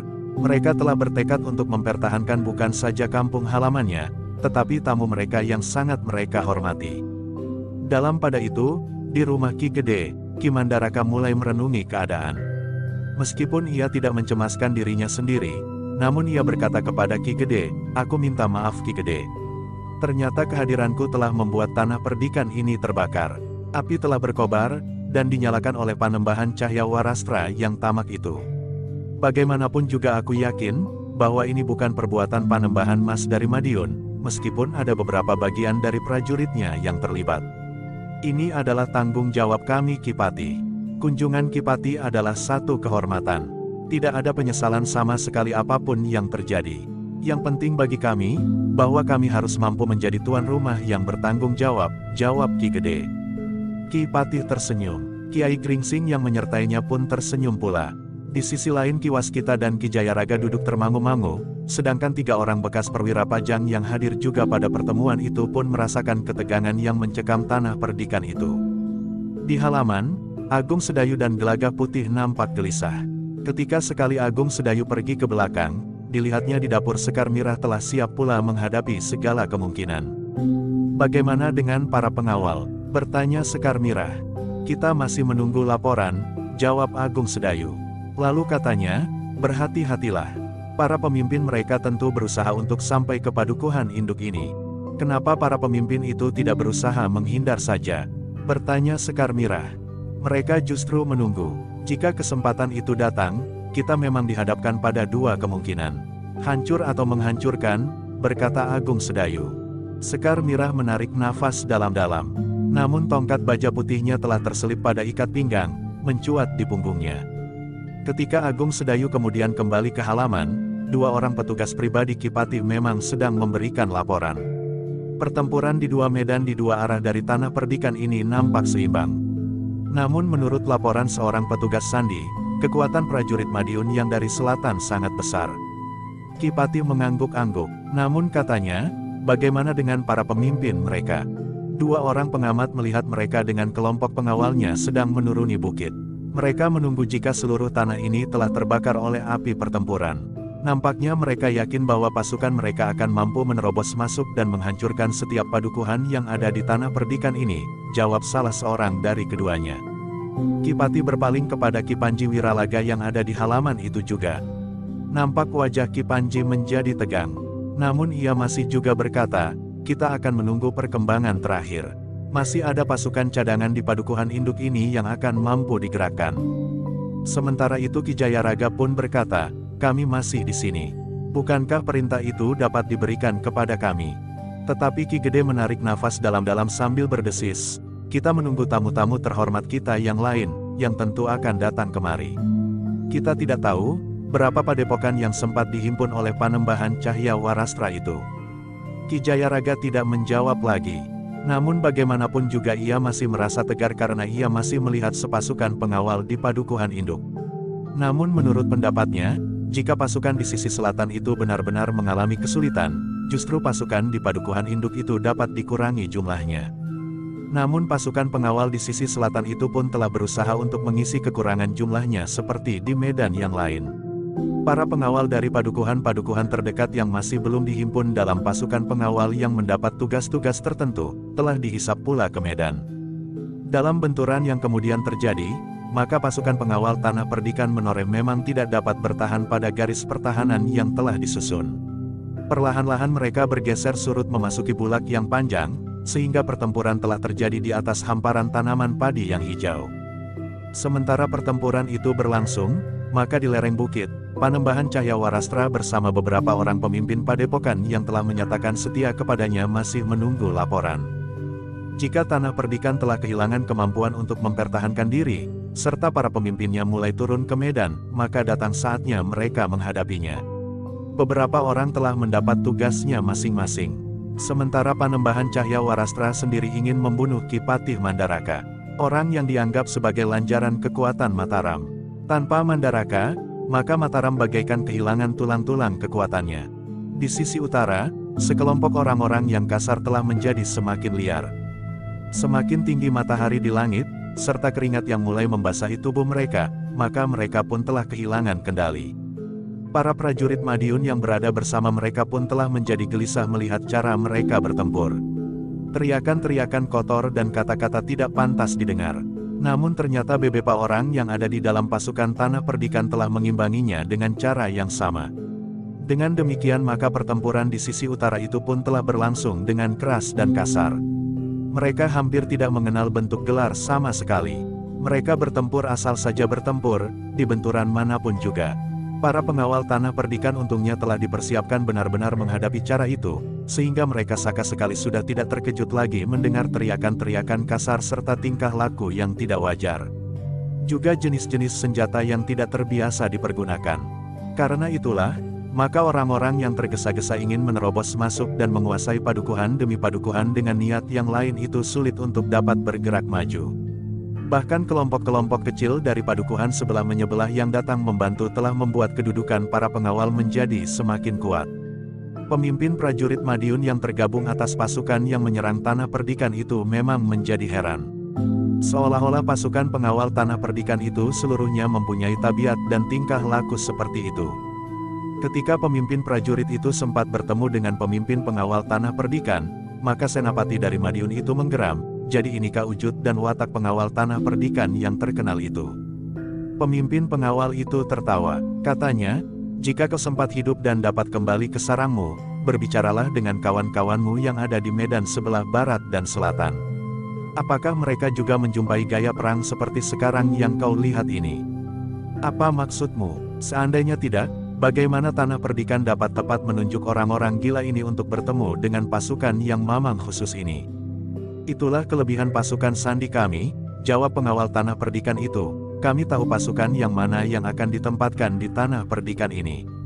Dari wujud dan perlengkapan kalian, maka kami sudah dapat membaca watak dari pasukan ini. Setan kau, geram senapati itu. Pemimpin pengawal yang telah terlatih sebagaimana seorang prajurit itu tidak menjawab lagi. Dengan demikian maka keduanya justru telah terlibat dalam pertempuran yang sengit. Bukan saja kedua orang pemimpin pasukan itu, tetapi juga seluruh pasukan yang berhadapan di tempat itu. Tetapi senapati dari Madiun itu mempunyai keyakinan, tentu pasukan Sandi dari Mataram telah ikut campur. Namun ia tidak sempat lagi terlalu banyak memikirkannya. Pertempuran semakin lama menjadi semakin keras, sehingga teriakan-teriakan dan umpatan-umpatan kotor rasa-rasanya telah menggetarkan udara. Sementara pertempuran berlangsung dengan sengitnya di beberapa arah, maka sebagian dari para pengawal masih sempat untuk mengatur para pengungsi yang meninggalkan padukuhan, terutama yang terdekat dengan garis pertempuran. Mereka telah dikawal pergi ke beberapa padukuhan yang memang sudah dipersiapkan. Bahkan meskipun di garis pertempuran para pengawal tanah perdikan masih selalu memerlukan tambahan kekuatan, namun perlindungan terhadap perempuan dan anak-anak tetap diperhitungkan. Pertempuran di sisi utara dan di sisi barat tidak banyak mengalami kesulitan. Pasukan pengawal tanah perdikan berhasil menahan gerak maju lawan mereka yang kuat. Ternyata meskipun persiapan untuk mempertahankan tanah perdikan itu hanya dilakukan dalam 2 hari, namun pengawal tanah perdikan yang terlatih baik itu tidak mengecewakan. Di rumah Ki Gede, para pemimpin dan orang-orang tua masih tetap tenang, meskipun Agung Sedayu, Gelagah Putih, Ki Panji Wiralaga dan Ki Lurah Beranjangan nampak gelisah. Sementara itu ternyata ada pula para pengungsi yang telah langsung memasuki padukuhan induk. Mereka yang mempunyai sanak kadang di padukuhan induk, agaknya telah langsung mengungsi ke tempat sanak kadang mereka. Para pengawal pun telah disibukkan pula oleh para pengungsi. Namun para pengawal itu tidak ingin membuat mereka menjadi semakin gelisah. Pertempuran yang paling berat terjadi di sisi selatan. Pasukan segelar sepapan dari Madiun yang maju dengan gelar Sapit Urang, sulit dibendung oleh para pengawal tanah perdikan yang mempergunakan gelar Garuda Ngelayang. Setapak demi setapak pertahanan para pengawal tanah perdikan itu terdesak. Mereka mundur terus, melintasi bulak panjang yang menjadi padang ilalang berdaun pedang. Ketika laporan dari Medan masih juga menyebutkan kesulitan pasukan pengawal tanah perdikan, maka kedua orang pembantu pribadi Ki Mandaraka itu pun telah bersiap dengan kudanya. Kepada Ki Panji Wiralaga seorang di antara mereka berkata, "Aku harus menelusuri kelambatan ini." "Tidak ada gunanya," berkata Ki Panji. "Tetapi kami tahu pasti, apa yang terjadi," jawab salah seorang dari mereka. Namun sebelum keduanya meninggalkan halaman, maka telah datang 2 orang penghubung yang dengan tergesa-gesa ingin berbicara dengan Ki Panji Wiralaga. "Apa yang terjadi?" bertanya Ki Panji. "Air Kali Praga tiba-tiba telah menjadi besar. Agaknya hujan di sebelah utara cukup lebat," jawab penghubung itu. "Lalu," desak Ki Panji, "rakit-rakit itu agak kesulitan menyeberang," jawab penghubung itu. "Tetapi bagaimana sekarang?" Ki Panji tidak sabar lagi. "Rakit-rakit itu sudah selamat sampai ke seberang, tetapi melampaui titik sasaran," jawab penghubung itu pula. Ki Panji Wiralaga menarik nafas dalam-dalam. Ia pun kemudian telah menghadap Ki Patih Mandaraka untuk meneruskan laporan itu. Ki Patih mengangguk-angguk, kemudian katanya, "Mudah-mudahan ada perbaikan di Medan. Tetapi pengamatan terhadap para pemimpin mereka harus tetap dilaksanakan dengan saksama. Ada tanda-tanda bahwa mereka akan langsung menuju ke padukuhan induk." "Nampaknya memang demikian Ki Patih," sahut Ki Panji Wiralaga. Yang kemudian katanya pula, "Bagaimana perintah Ki Patih selanjutnya?" "Lakukan sebagaimana direncanakan," perintah Ki Patih Mandaraka. "Baiklah Ki Patih, aku sendiri akan pergi ke Medan," sahut Ki Panji Wiralaga. Ki Patih tidak mencegahnya, tetapi ia justru mengangguk kecil. Sejenak kemudian, maka Ki Panji Wiralaga dengan beberapa orang pengawal serta penghubung yang memberikan laporan tentang rakit-rakit yang menyeberang itu, telah berpacu di atas punggung kuda.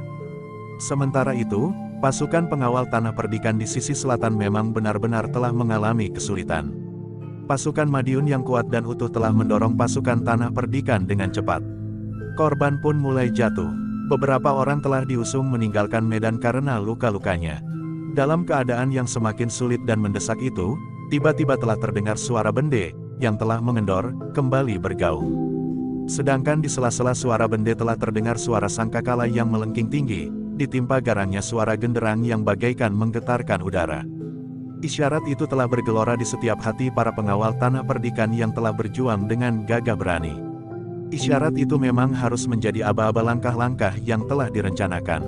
Karena itu, maka telah terdengar aba-aba yang keras melengking di medan, sambung bersambung. Panglima pasukan yang melontarkan aba-aba itu telah disaut oleh setiap pemimpin kelompok dalam pasukan Tanah Perdikan yang menyusun diri dalam gelar Garuda Ngelayang. Pasukan dari Madiun memang terkejut. Tetapi mereka tidak sempat menebak teka-teki yang mereka hadapi, meskipun mereka tidak dapat mengabaikannya. Karena itu, ketika pasukan pengawal Tanah Perdikan surut dengan cepat, maka pasukan Madiun tidak melepaskannya. Bahkan supit-supit dari gelarnya telah berusaha untuk bergerak lebih cepat dan menjepit sayap-sayap gelar Garuda Ngelayang. Tetapi tiba-tiba saja pasukan Madiun yang mendesak dengan cepat itu sempat terkejut.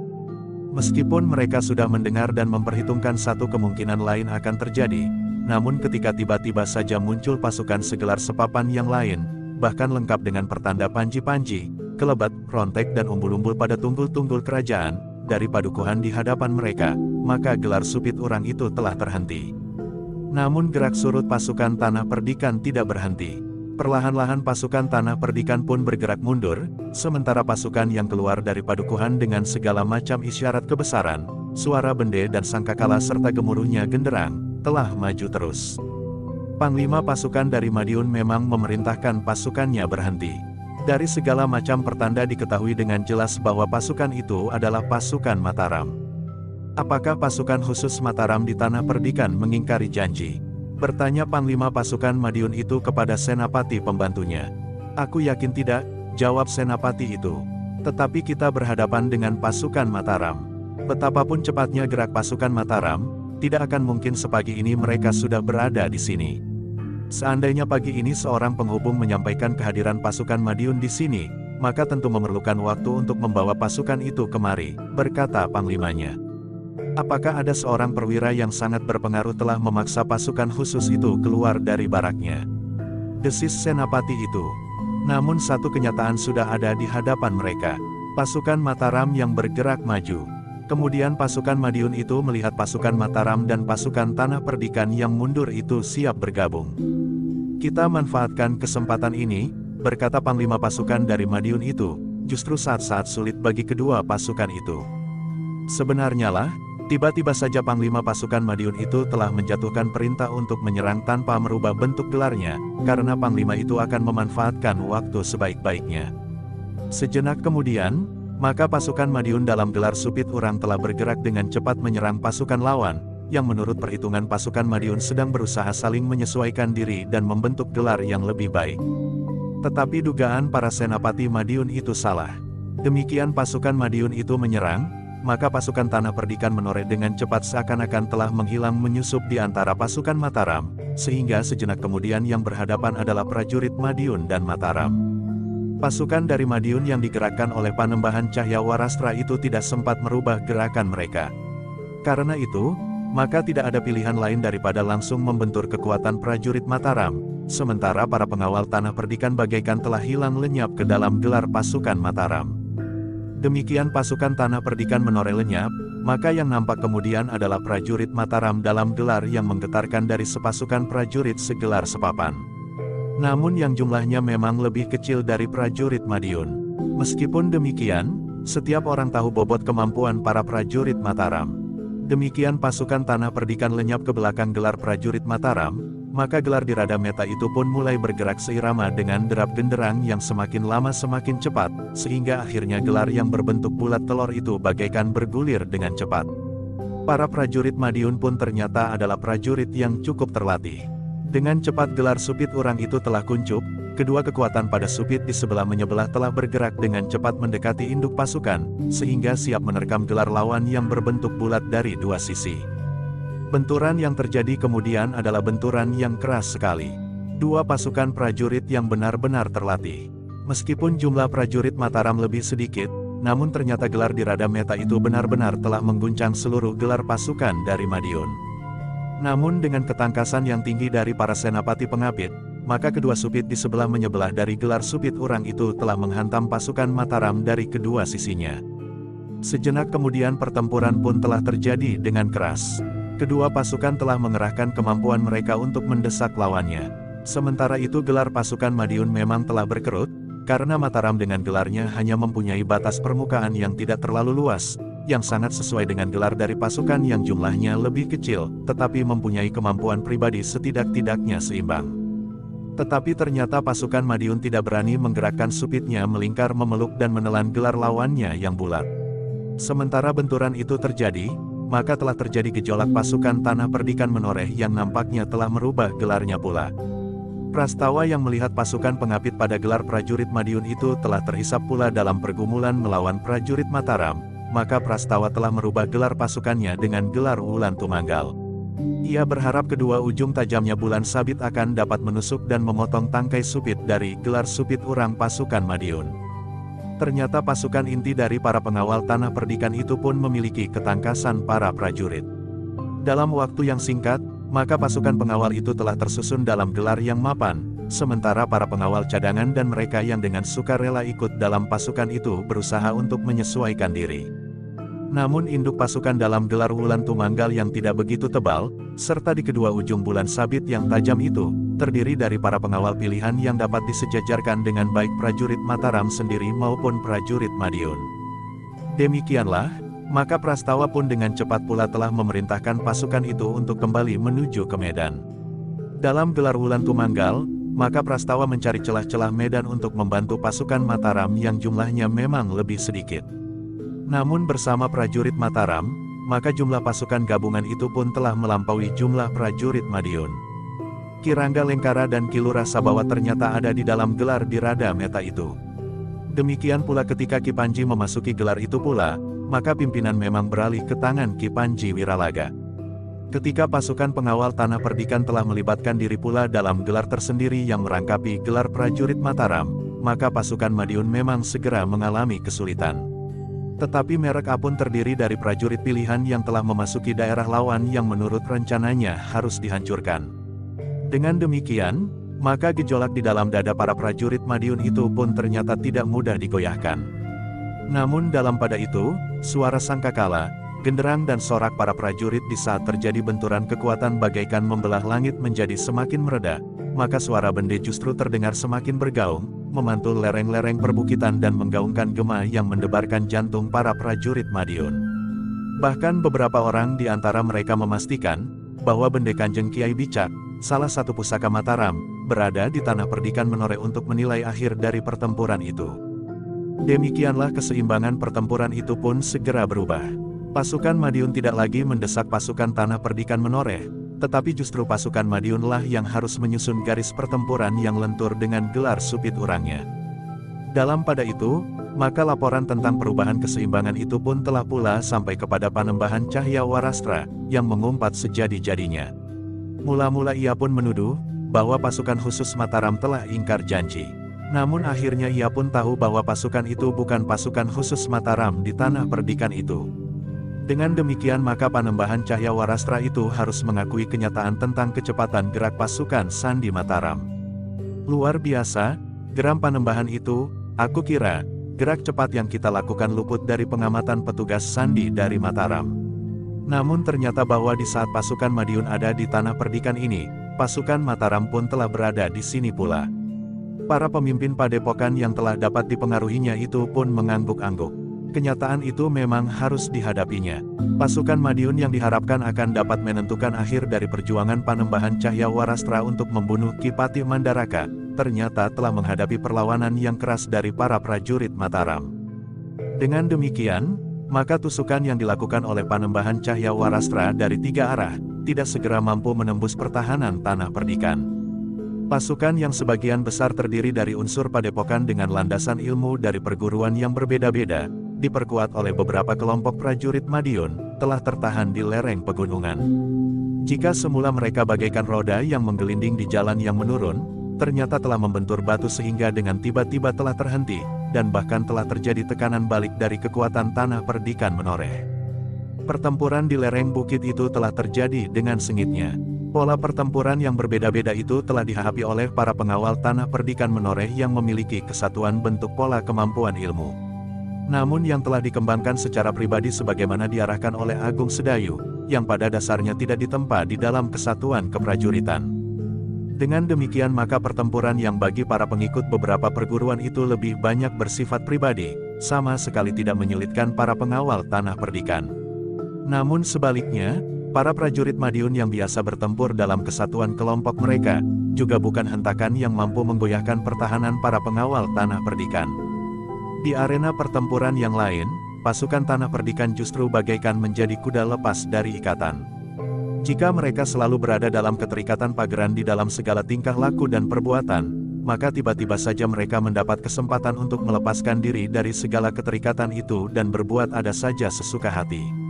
Dipengaruhi oleh suasana yang keras dan kasar, maka seluruh arena pertempuran itu pun memang menjadi keras, kasar dan bahkan liar.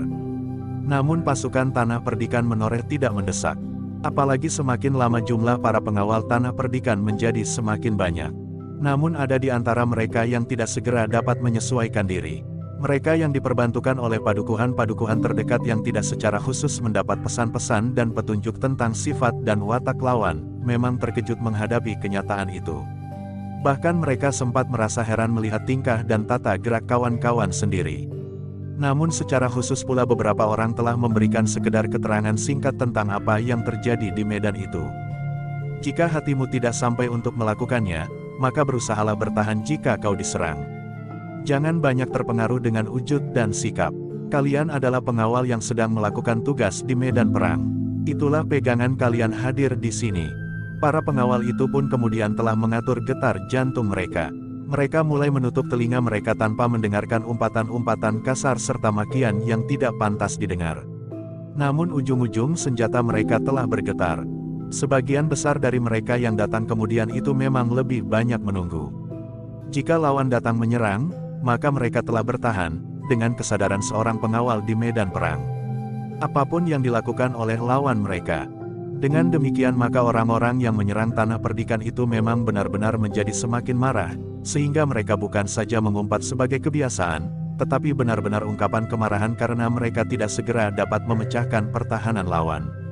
Mereka tidak segera dapat menerobos memasuki padukuhan-padukuhan untuk merampok harta benda yang tentu masih terdapat di rumah-rumah yang ditinggalkan mengungsi oleh penghuninya. Namun sebenarnya lah bahwa di setiap padukuhan yang ditinggal mengungsi, masih juga ditunggui oleh sekelompok pengawal yang siap bertempur, meskipun jumlahnya tidak terlalu banyak. Bahkan ternyata bahwa pasukan Tanah Perdikan menoreh yang juga memanfaatkan orang-orang yang pernah bertualang dalam dunia gelap, perlahan-lahan berhasil mendesak lawan mereka, selangkah demi selangkah menjauhi padukuhan. Para prajurit Madiun yang ada di dalam pasukan itu pun merasa heran atas daya tahan pasukan pengawal Tanah Perdikan yang nampaknya tidak banyak terpengaruh oleh sikap orang-orang yang kasar dan bahkan liar itu. Malahan para prajurit Madiun itulah yang merasa tidak betah untuk mendengarkan kata-kata kotor yang terlontar di medan perang itu. Sedangkan di medan ketiga, di batas selatan, pasukan Tanah Perdikan yang tergabung dengan prajurit Mataram hampir dapat memastikan diri, bahwa pasukan Tanah Perdikan itu akan dapat menghalau dan bahkan jika perlu menghancurkan lawannya. Betapapun garangnya prajurit yang datang dari Madiun, namun jumlah pasukan Tanah Perdikan memang lebih banyak. Dengan demikian, berdasarkan atas laporan yang sampai kepada Ki Pati Mandaraka, maka orang-orang yang berada di rumah Ki Gede itu pun telah menjadi lebih tenang.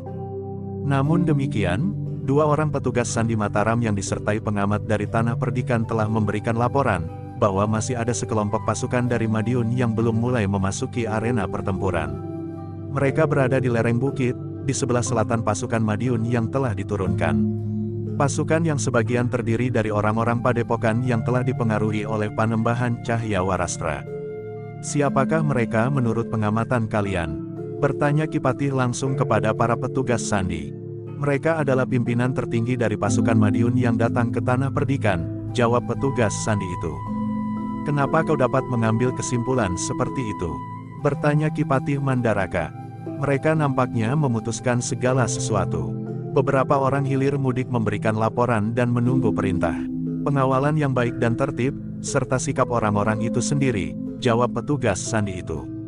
Awasi mereka, perintah Ki Mandaraka. Namun kemudian ia pun bertanya, tetapi apakah pengawal mereka cukup kuat dan jumlahnya cukup banyak?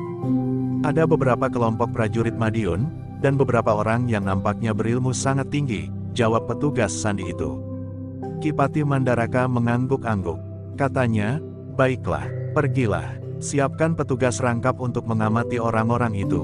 Petugas Sandi itu pun kemudian telah meninggalkan rumah Ki Gede untuk melihat apa yang telah terjadi atas sekelompok orang yang menurut perhitungannya adalah justru para pemimpin dari Madiun. Seorang kawannya yang masih selalu mengawasi mereka pun kemudian memberitahukan bahwa belum ada gerakan yang nampaknya penting dilakukan oleh orang-orang itu. Namun sepeninggal para petugas sandi itu, Ki Mandaraka berkata kepada Ki Gede, mereka adalah para pemimpin dari Madiun yang tentu akan berusaha dapat bertemu langsung dengan kita. Karena itu, maka penjagaan di Padukuhan Induk harus diperketat. Setidak-tidaknya pasukan pengawal yang ada di sini harus dapat menahan para prajurit Madiun yang mengawal para pemimpin itu. Biarlah para pemimpin itu langsung kita terima sendiri. Mungkin ada manfaatnya bertemu dengan mereka. Baik Ki Patih, sahut Ki Gede, kami akan mengatur sebaik-baiknya. Perintahkan kepada para pengawal untuk tidak membiarkan terlalu banyak korban jatuh untuk menghalangi pasukan yang akan membawa para pemimpin dari Madiun itu ke Padukuhan Induk. Meskipun pasukan itu nampaknya kecil, tetapi karena di dalamnya terdapat orang-orang berilmu tinggi, maka jika kelompok-kelompok pasukan yang ada di padukuhan-padukuhan mencoba menghentikan mereka, maka pasukan itu tentu akan disapu bersih tanpa sisa, berkata Ki Patih Mandaraka. Baik Ki Patih, jawab Ki Gede, kita pun tidak akan menunggu di sini. Kita akan berada di Regol Padukuhan. Para pemimpin dari Madiun itu setelah yakin bahwa pasukannya tidak akan mampu memecahkan pertahanan Tanah Perdikan, maka mereka akan segera bergerak. Mereka tentu mempergunakan perhitungan mereka kedua. Jika semula mereka akan menghancurkan para pengawal dan menguasai Tanah Perdikan seluruhnya baru memaksa kita untuk menyerah serta kemudian membunuh kita, maka mereka akan mempergunakan rencana yang sebaliknya. Mereka tentu akan berusaha menghancurkan para pemimpin Tanah Perdikan untuk memaksa pasukan pengawal Tanah Perdikan dan Mataram menyerah, kemudian menguasai Tanah Perdikan. Tetapi kita tahu pasti, bahwa tujuan utamanya bukan menguasai Tanah Perdikan, tetapi membunuh aku, karena aku dianggap orang yang selama ini selalu menghasut Panembahan Senapati untuk melakukan langkah-langkah yang bertentangan dengan kepentingan Madiun, berkata Ki Patih kemudian. Lalu katanya, tetapi kita tidak perlu tergesa-gesa. Yang harus segera dilakukan adalah membuka jalan bagi mereka, orang-orang berilmu tinggi itu, agar korban tidak berjatuhan. Demikianlah, seperti yang diperintahkan oleh Ki Patih Mandaraka, maka Ki Gede pun telah memerintahkan 2 orang penghubung untuk menghubungi para pengawal di setiap padukuhan yang mungkin dilalui kelompok khusus dari lereng bukit. Namun kedua orang penghubung itu juga minta kepada para penghubung di setiap padukuhan untuk menyampaikan perintah itu kepada padukuhan lain yang berdekatan. Dengan demikian maka perintah itu pun segera merata. Juga para pengawal yang berada di sepanjang jalan, yang berada di bendungan, di Gejlik, di Simpang 4 atau di mana saja para pengawal itu tersebar. Sebenarnya lah bahwa perhitungan Ki Patih Mandaraka itu tepat. Panembahan Cahyawarastra segera memerintahkan kepada orang-orangnya untuk mengetahui, apakah ada pemimpin Tanah Perdikan yang berada di medan yang manapun juga, atau tidak. Beberapa orang pembantunya terdekat telah bersiap-siap untuk melakukan langkah akhir yang menentukan dalam usaha mereka membunuh Ki Patih Mandaraka, yang kebetulan sedang melawat di Tanah Perdikan Menoreh. Perang ini harus dapat kita selesaikan hari ini, berkata Ki Cahyawarastra. Jika disaput malam, bertanya pembantunya, kita tidak terikat pageran perang. Kita tidak harus mentaati semacam ketentuan bahwa jika matahari terbenam, perang harus berhenti dulu, dilanjutkan esok pagi, jawab Panembahan Cahyawarastra. Tetapi apakah pasukan dari Kesatuan Prajurit Madiun akan dapat mengerti? Bertanya seorang yang lain. Panglimanya lah yang harus meyakinkan mereka, berkata Panembahan itu pula. Sejenak kemudian, maka para penghubung telah berdatangan. Ternyata di segala medan, masih belum turun para pemimpin tertinggi Tanah Perdikan. Apalagi Ki Patih Mandaraka. Bagus, berkata Panembahan Cahyawarastra, mereka tentu bersembunyi di Padukuhan Induk. Mereka mengira bahwa mereka akan tenang berlindung di Padukuhan Induk itu. Maksud Panembahan, bertanya seorang pembantunya, kita akan pergi ke Padukuhan Induk. Ingat nama-nama yang harus kalian selesaikan. Di sini ada beberapa orang berilmu tinggi. Jika kalian tidak dapat menyelesaikan tugas ini, maka kita tidak akan pernah kembali lagi ke Madiun. Lebih baik berkubur di Tanah Perdikan ini daripada tidak berhasil membawa mayat Ki Patih Mandaraka menghadap Panembahan Mas, berkata Panembahan Cahyawarastra. Orang-orang yang pernah disebut namanya dengan tugas tertentu memang merasa gembira.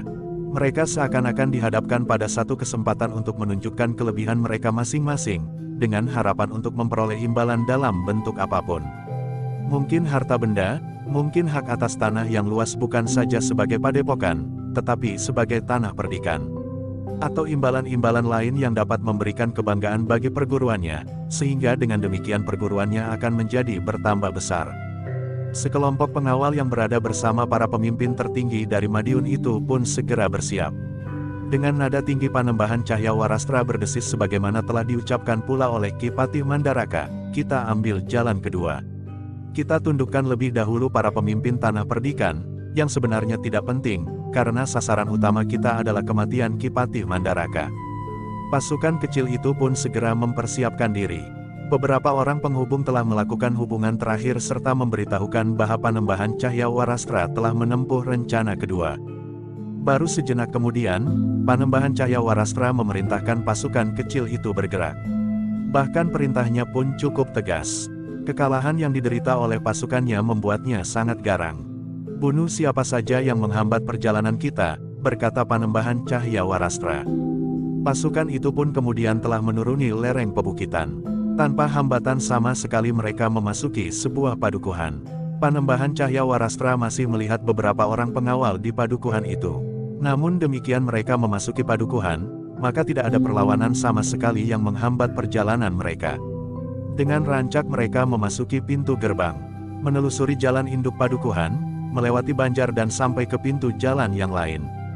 Nampaknya para pengawal sudah mengerti, siapakah kita yang lewat di padukuhan-padukuhan menuju ke padukuhan induk, berkata salah seorang pemimpin kelompok. Orang-orang itu menjadi kecewa, bahkan seorang berkata dengan geram, "Jika kita tak menemukan seorang pun, kita bakar saja semua rumah di padukuhan di depan kita." Tetapi Panembahan Cahyawarastra mendengarnya. Dengan nada marah ia berkata, "Kau akan memberikan kesan bahwa yang lewat adalah segerombolan perampok." Orang itu tidak menjawab, tetapi jantungnya memang menjadi berdebar-debar. Sudah cukup, pasukan yang datang dari utara sudah akan memberikan kesan itu.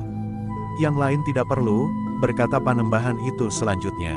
Lalu, yang dari utara itu pun akan kita giring untuk menghindari perampokan yang luas di Tanah Perdikan ini. Tidak seorang pun yang menjawab. Sementara itu, pasukan kecil itu berjalan terus, melintasi padukuhan-padukuhan dan bulak-bulak panjang dan pendek.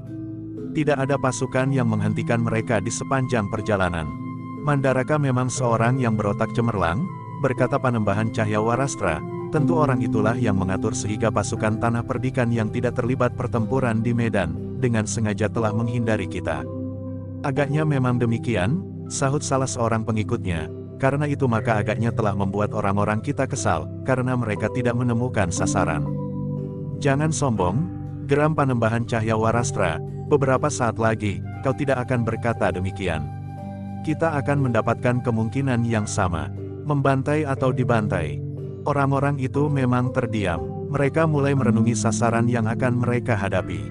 Di padukuhan induk itu selain Ki Patih Mandaraka, terdapat juga Kiai Gringsing.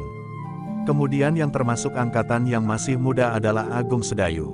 Mereka adalah orang-orang yang mendapat perhatian utama dari Panembahan Cahyawarastra. Beberapa orang yang pernah dikirimkan kepada orang bercambuk dan muridnya, ternyata sempat menjajaki ilmunya. Ternyata orang bercambuk dan muridnya adalah orang yang berilmu sangat tinggi. Bahkan Aji Panglimunan pun tidak dapat mengalahkan Agung Sedayu itu. Demikianlah, perjalanan pasukan kecil itu memang tidak terhambat sama sekali. Beberapa padukuhan telah mereka lewati. Karena itu, maka mereka pun telah mendekati padukuhan induk Tanah Perdikan. Demikian mereka turun ke dalam bulak panjang yang menghadap ke padukuhan induk, maka Panembahan Cahyawarastra telah sekali lagi memberikan peringatan kepada orang-orangnya.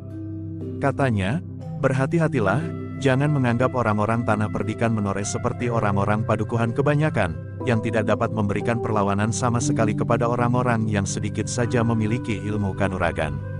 Pertempuran yang telah terjadi di tiga arah telah menunjukkan kemampuan yang tinggi dari Tanah Perdikan ini, dengan atau tanpa prajurit Mataram. Para pengikut Panembahan Cahyawarastra itu mengangguk-angguk. Mereka memang menyadari sepenuhnya bahwa mereka akan memasuki medan yang keras.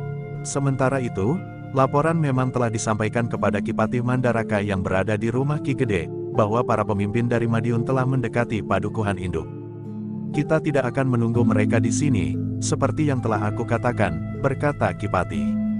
"Jika padukuhan induk ini menjadi ajang pertempuran, maka keadaannya tentu akan menjadi porak-poranda. Karena itu kita harus mengusahakan agar medan pertempuran terjadi di luar padukuhan. Semuanya sudah siap Ki Pati, jawab Ki Gede. Jika demikian kita akan segera keluar dari padukuhan.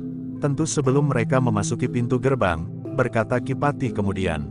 Demikianlah, maka Agung Sedayu dan Gelagah Putih dengan segera mendahului ke regol padukuhan induk. Ia pun segera memberikan beberapa perintah, agar para pengawal membangun pertahanan beberapa puluh langkah di luar padukuhan induk. Ternyata para pengawal tanah perdikan memang tangkas. Dalam waktu yang pendek, maka pertahanan itu pun telah dibangun dengan mapan. Bukan sebuah gelar yang lengkap, apalagi jumlah orangnya tidak begitu banyak. Tetapi para pengawal telah memusatkan 3 kekuatan pokok dari pertahanannya. Induk pasukan, dan kedua sayap yang menjadi pengapit dari induk pasukan. Sebenarnya lah dari kejauhan mereka sudah melihat sepasukan kecil lawan yang keluar dari padukuhan di seberang bulak. Memang masih agak jauh, tetapi iring-iringan itu tentu akan segera sampai ke garis pertahanan. Agung Sedayu memperhatikan iring-iringan yang masih jauh itu. Sementara itu, Ki Pati diiringi oleh orang-orang tua yang ada di tanah perdikan telah berada di regol padukuhan induk. Kita menunggu di sini, berkata Ki Pati. Tetapi bagaimana dengan pertahanan itu? Apakah mereka tidak akan disapu dalam waktu yang pendek? Bertanya salah seorang bekas perwira pajang yang menjadi tamu Ki Pati Mandaraka itu. Kita akan segera memasuki medan jika pertempuran hampir terjadi, berkata Ki Pati. Tetapi kita memang jangan terlambat. Beberapa saat kemudian maka benturan pasukan memang tidak dapat dilakukan. Namun dalam pada itu, Panembahan Cahyawarastra masih sempat menghentikan pasukannya. Sambil mengamati lawan, Panembahan berkata, kita cari Mandaraka itu. Nampaknya ia akan berlindung di balik timbunan bangkai orang-orang tanah perdikan. Kemudian katanya kepada para pengawalnya, mereka adalah umpan yang diberikan kepada kalian. Jangan segan-segan, mereka harus mati. Aku akan mencari dan harus menemukan para pemimpin tanah perdikan, termasuk tamu mereka yang paling terhormat. Ki Pati Mandaraka. Tetapi Panembahan Cahyawarastra tidak perlu bersusah payah memasuki regol padukuhan induk dan mencari orang-orang yang telah mereka tentukan. Sesaat kemudian, dalam hiruk-pikuk pertempuran yang terjadi, mereka melihat sekelompok orang memasuki lingkungan peperangan. Panembahan Cahyawarastra telah menggamit kawan-kawan. Dengan isyarat sandi yang khusus, maka setiap orang segera mengetahui bahwa yang datang itu adalah orang yang mereka cari. Ki Pati Mandaraka. Hampir di luar sadarnya Panembahan berkata, ternyata kita telah menempuh jalan yang benar. Membiarkan anak-anak bermain, main tombak dan rantai, kita yang tua-tua harus tanggap. Kita harus yakin bahwa Aji Rogrog Asem dan beberapa jenis kekuatan ilmu yang lain ada bersama mereka. Tetapi kita tidak gentar, biarlah orang-orang terpenting berhadapan dengan mereka, sesuai dengan rencana kita yang sudah tersusun dengan rapi. Beberapa saat kemudian, pasukan tanah perdikan justru mundur beberapa langkah, tetapi tidak sampai ke dinding padukuhan. Sementara itu, para pemimpin tanah perdikan telah memasuki pasukan kecil tanah perdikan yang sedang mempertahankan padukuhan induk itu. Pertempuran memang segera terjadi dengan sengitnya. Adalah di luar dugaan orang-orang Madiun, bahwa ternyata Ki Gede sendirilah yang telah berada di induk pasukan tanah perdikan itu, serta langsung memberikan aba-aba. Ketika pasukan Menoreh yang mundur beberapa langkah itu kemudian membentur pasukan dari Madiun, maka Ki Gede telah berada di ujung pasukannya dengan tombak pusakanya di tangan. Dengan kesadaran penuh akan keadaan kakinya, maka Ki Gede telah siap menghadapi segala kemungkinan. Di saat-saat senggang ternyata Ki Gede telah mematangkan ilmunya sesuai dengan keadaan kakinya yang telah cacat itu.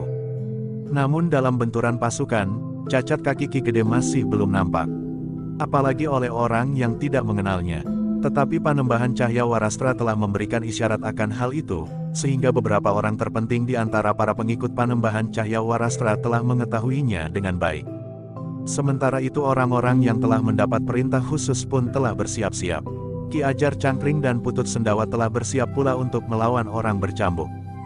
Sebenarnya lah keduanya merasa agak tersinggung ketika Panembahan Cahyawarastra menunjuk mereka berdua harus bertempur melawan seorang.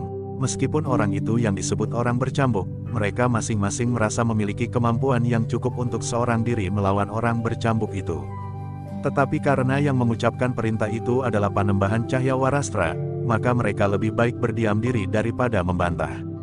Sedangkan Ureksagora pun kecewa bahwa ia hanya sekedar dihadapkan kepada murid orang bercambuk. Ia mampu melawan orang bercambuk itu sendiri.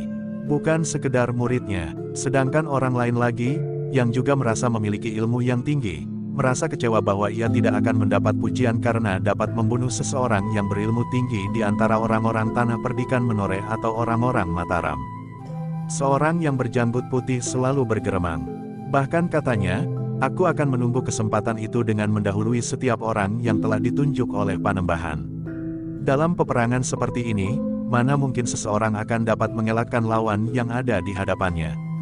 Yang mengejutkan adalah di sayap-sayap pasukan Tanah Perdikan Menoreh. Di sayap kanan seorang yang masih terhitung muda telah bertempur dengan garangnya. Tidak seorang pun akan menyebutnya orang bercambuk itu, karena setiap orang tahu bahwa orang bercambuk itu adalah orang yang sebenarnya sudah terlalu tua untuk berada di medan. Tetapi orang yang masih terhitung muda itu telah bertempur dengan senjata cambuk.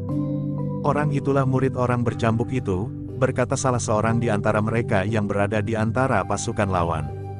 Kita harus cepat memberikan laporan ke induk pasukan, bahwa murid orang bercambuk itu kini telah muncul di sini, berkata salah seorang dari mereka. Setelah pasukan Tanah Perdikan itu mundur beberapa langkah, ternyata mereka telah mengatur diri sebaik-baiknya, berkata yang lain. Karena itulah, maka untuk mengatasi putaran cambuk Agung Sedayu yang memang telah bergeser ke sayap kanan itu, pemimpin sayap kiri dari Madiun telah menyusun sebuah kelompok kecil yang terdiri dari 4 orang pilihan, sambil menunggu orang yang ditugaskan untuk menghadapi Agung Sedayu. Namun ternyata terlalu berat bagi lawan-lawannya untuk menahannya. Cambuknya telah berputaran dan meledak-ledak. Setiap sentuhan ternyata telah melemparkan seorang keluar arena. Luka pun telah menganga dan darah yang panas mengalir dengan derasnya. Laporan tentang kehadiran murid orang bercambuk di sayap kanan pasukan Tanah Perdikan itu pun segera sampai kepada Panembahan Cahyawarastra. Karena itu, maka ia pun telah memanggil Ureksagora dan bertanya, apakah kau sudah siap? Tentu Panembahan, jawab Ureksagora. Musuhmu ada di sayap kanan, berkata Panembahan Cahyawarastra. Ureksagora itu mengangguk-angguk. Katanya, aku akan pergi ke sayap kanan. Hati-hati, murid orang bercambuk itu menyimpan sebangsal ilmu di dalam dirinya. Bahkan lebih lengkap dari gurunya sendiri. Jangan sekedar mengandalkan ilmu kebalmu dan ilmumu yang dapat merangkapinya itu. Salah satu kemampuannya yang mungkin akan dapat menembus kedua ilmu rangkapmu itu adalah serangan dengan sorot matanya. Sorot matanya itu dapat menusuk, dapat pula meremas dan dapat meledakkan sasaran, sesuai dengan dasar lontarannya. Ilmunya seperti tali sitar yang dapat dirubah dasar nadanya dengan menarik dan mengendorkan talinya. Seperti juga bunyi rebab, nada manakah yang dikehendakinya, ia tinggal menggerakkan tangannya di leher rebab sehingga ujung jarinya yang menekan bergeser pada tali rebab itu. Akibatnya nadanya pun telah bergeser pula, berkata Panembahan Cahyawarastra. Panembahan tidak percaya kepadaku, bertanya Ureksagora. Tidak, jawab Panembahan tegas, jika lawanmu bukan murid orang bercambuk itu, aku tidak peduli. Ureksagora tidak menjawab, sementara itu Panembahan Cahyawarastra berkata selanjutnya, cepat, sebelum orang-orang kita di sayap itu habis. Ureksagora pun dengan segera meninggalkan induk pasukan menuju ke sayap sebelah kiri. Sementara itu, pasukan di sayap sebelah kiri dari Madiun itu memang telah hampir menjadi rusak. Selain pasukan pengawal Tanah Perdikan yang terlatih, di sayap kanan pasukan Tanah Perdikan itu terdapat Agung Sedayu.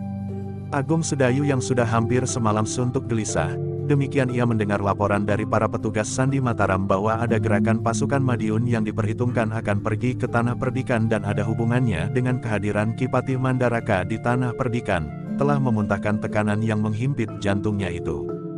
Meskipun para petugas Sandi itu juga memberitahukan bahwa pasukan Mataram pun akan dikirim ke Tanah Perdikan, bahkan setelah ia menyadari hadirnya Ki Rangga Lengkara dan Ki Lurah Sabawa, namun ia tidak dapat menyingkirkan kegelisahannya itu. Ia justru jauh lebih gelisah dari Kipati Mandaraka sendiri, yang menyadari sepenuhnya bahwa dirinya lah yang akan menjadi sasaran serangan pasukan Madiun. Namun nampaknya Kipati Mandaraka tetap tenang sampai kedua pasukan itu benar-benar berbenturan. Ureksagora yang melihat keadaan itu menjadi sangat marah. Sebagai salah seorang kepercayaan Panembahan Cahyawarastra, maka ia harus dapat menyelesaikan tugasnya. Ia sudah mendengar apa yang terjadi dengan Bango Lamatan. Tetapi Ureksagora merasa dirinya memiliki kemampuan melampaui Bango Lamatan yang hanya mengandalkan aji panglimunannya saja. Karena itu, Maka Ureksagora itu pun segera telah menyibak orang-orangnya sambil berteriak, "Minggir! Aku yang akan menyelesaikan anak itu." Beberapa orang telah menyibak. Kehadiran Ureksagora telah menitikkan ketenangan di hati orang-orang Madiun yang berada di sayap kanan itu. Karena itu, maka mereka tidak perlu didorong untuk kedua kalinya. Mereka pun telah dengan sendirinya menyibak dan memberi jalan kepada Ureksagora yang telah merasa dikenal tingkat ilmunya. "Anak itu akan membentur lawan sekarang," berkata salah seorang di antara orang-orang yang menyerang tanah perdikan Menore itu. Sejenak kemudian, orang yang disebut Ureksagora itu pun telah berdiri berhadapan dengan Agung Sedayu, yang juga menghentikan putaran cambuknya. Sementara itu pertempuran masih berlangsung dengan sengitnya antara para pendukung Panembahan Cahyawarastra dengan para pengawal tanah perdikan Menoreh. Namun para pengawal tanah perdikan Menoreh yang mengawal padukuhan induk itu adalah pengawal-pengawal yang memang benar-benar terpilih. Dengan demikian maka mereka dengan kemampuan mereka telah mampu menahan kemajuan pasukan Panembahan Cahyawarastra. Bahkan semakin lama menjadi semakin jelas, bahwa pasukan tanah perdikan Menoreh akan mampu mengatasi lawan mereka. Namun dalam pada itu, orang yang disebut Ureksagora itu berdiri bertolak pinggang di hadapan Agung Sedayu. Seorang yang memang tidak terlalu tinggi, tetapi tubuhnya nampak kekar dan kuat. Kumisnya yang lebat dan cambangnya yang panjang, membuat wajahnya nampak seram.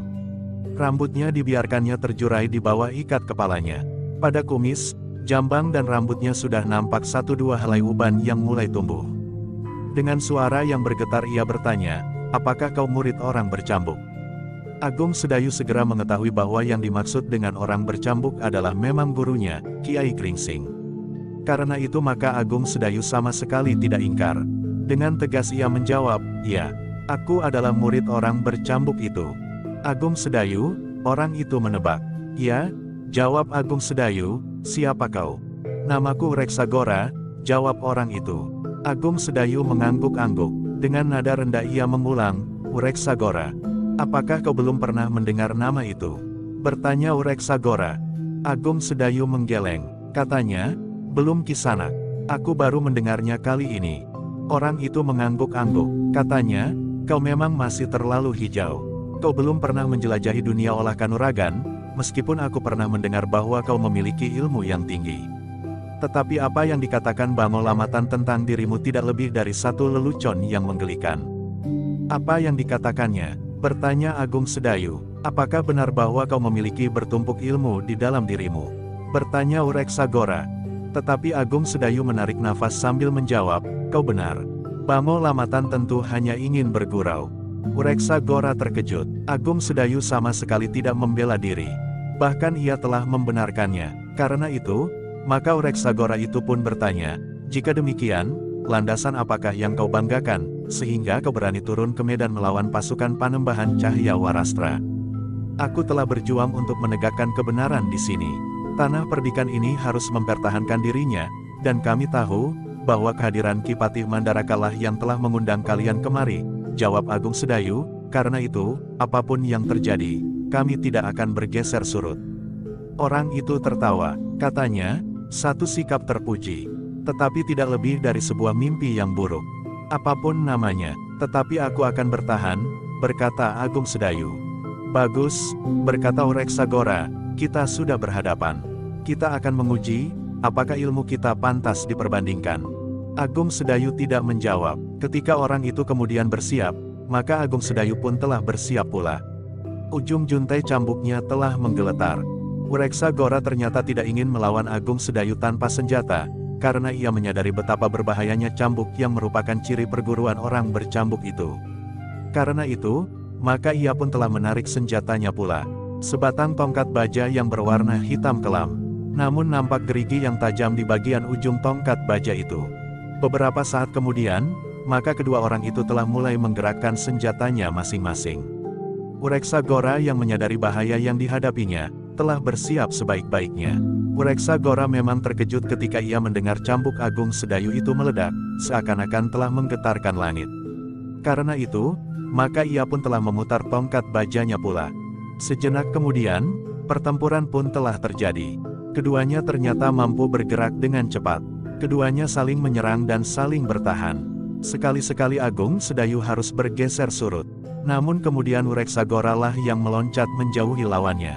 Semakin lama pertempuran itu pun menjadi semakin cepat. Keduanya telah meningkatkan ilmunya semakin tinggi, sehingga pertempuran itu pun berlangsung semakin sengit. Sementara itu, di sayap kiri pasukan pengawal Tanah Perdikan menoreh, Gelagah Putih memimpin langsung para pengawal Tanah Perdikan. Dengan keras pertempuran telah berlangsung antara pasukan pengawal Tanah Perdikan melawan pasukan Panembahan Cahya Warastra. Kedua belah pihak telah mengerahkan segenap kemampuan mereka. Pasukan pengawal Tanah Perdikan adalah pasukan terpilih, sementara pasukan Panembahan Cahya Warastra yang disertakan dalam kelompok itu pun adalah pasukan yang memiliki kelebihan dari para prajurit yang lain. Dengan demikian maka pertempuran di sayap kiri itu pun telah berlangsung dengan sengitnya, sebagaimana pertempuran yang terjadi di sayap kanan. Untuk memimpin pasukan di sayap itu, telah dipilih seorang senapati muda yang memiliki kemampuan yang tinggi. Namun dari induk pasukan telah dikirim seorang putut yang akan mendampinginya. Setelah Panembahan Cahya Warastra mengetahui bahwa yang memimpin sayap kanan adalah murid orang bercambuk, maka yang memimpin sayap kiri tentu juga seorang yang berilmu tinggi. Karena itu, maka Panembahan Cahya Warastra telah menunjuk Putut Kaskaya untuk berada di sayap kanan pasukan dari Madiun itu, untuk bersama-sama dengan senapati sayap kanan pasukannya menghadapi seorang yang memiliki ilmu yang tinggi. Sebenarnya telah dilaporkan bahwa di sayap kiri pasukan Tanah Perdikan, terdapat seorang anak muda yang telah menguasai medan. Seakan-akan kemampuan lawan tidak dapat menggoyahkan. Anak muda itu bersenjata ikat pinggangnya yang aneh, berkata seorang penghubung. Putut Kaskaya yang mendapat kepercayaan itu pun dengan cepat telah berada di sayap kanan pasukannya. Sejenak ia mengamati keadaan. Ia memang melihat seorang anak muda yang telah mengguncang pertahanan pasukan Panembahan Cahya Warastra. Bersambung ke jilid 244.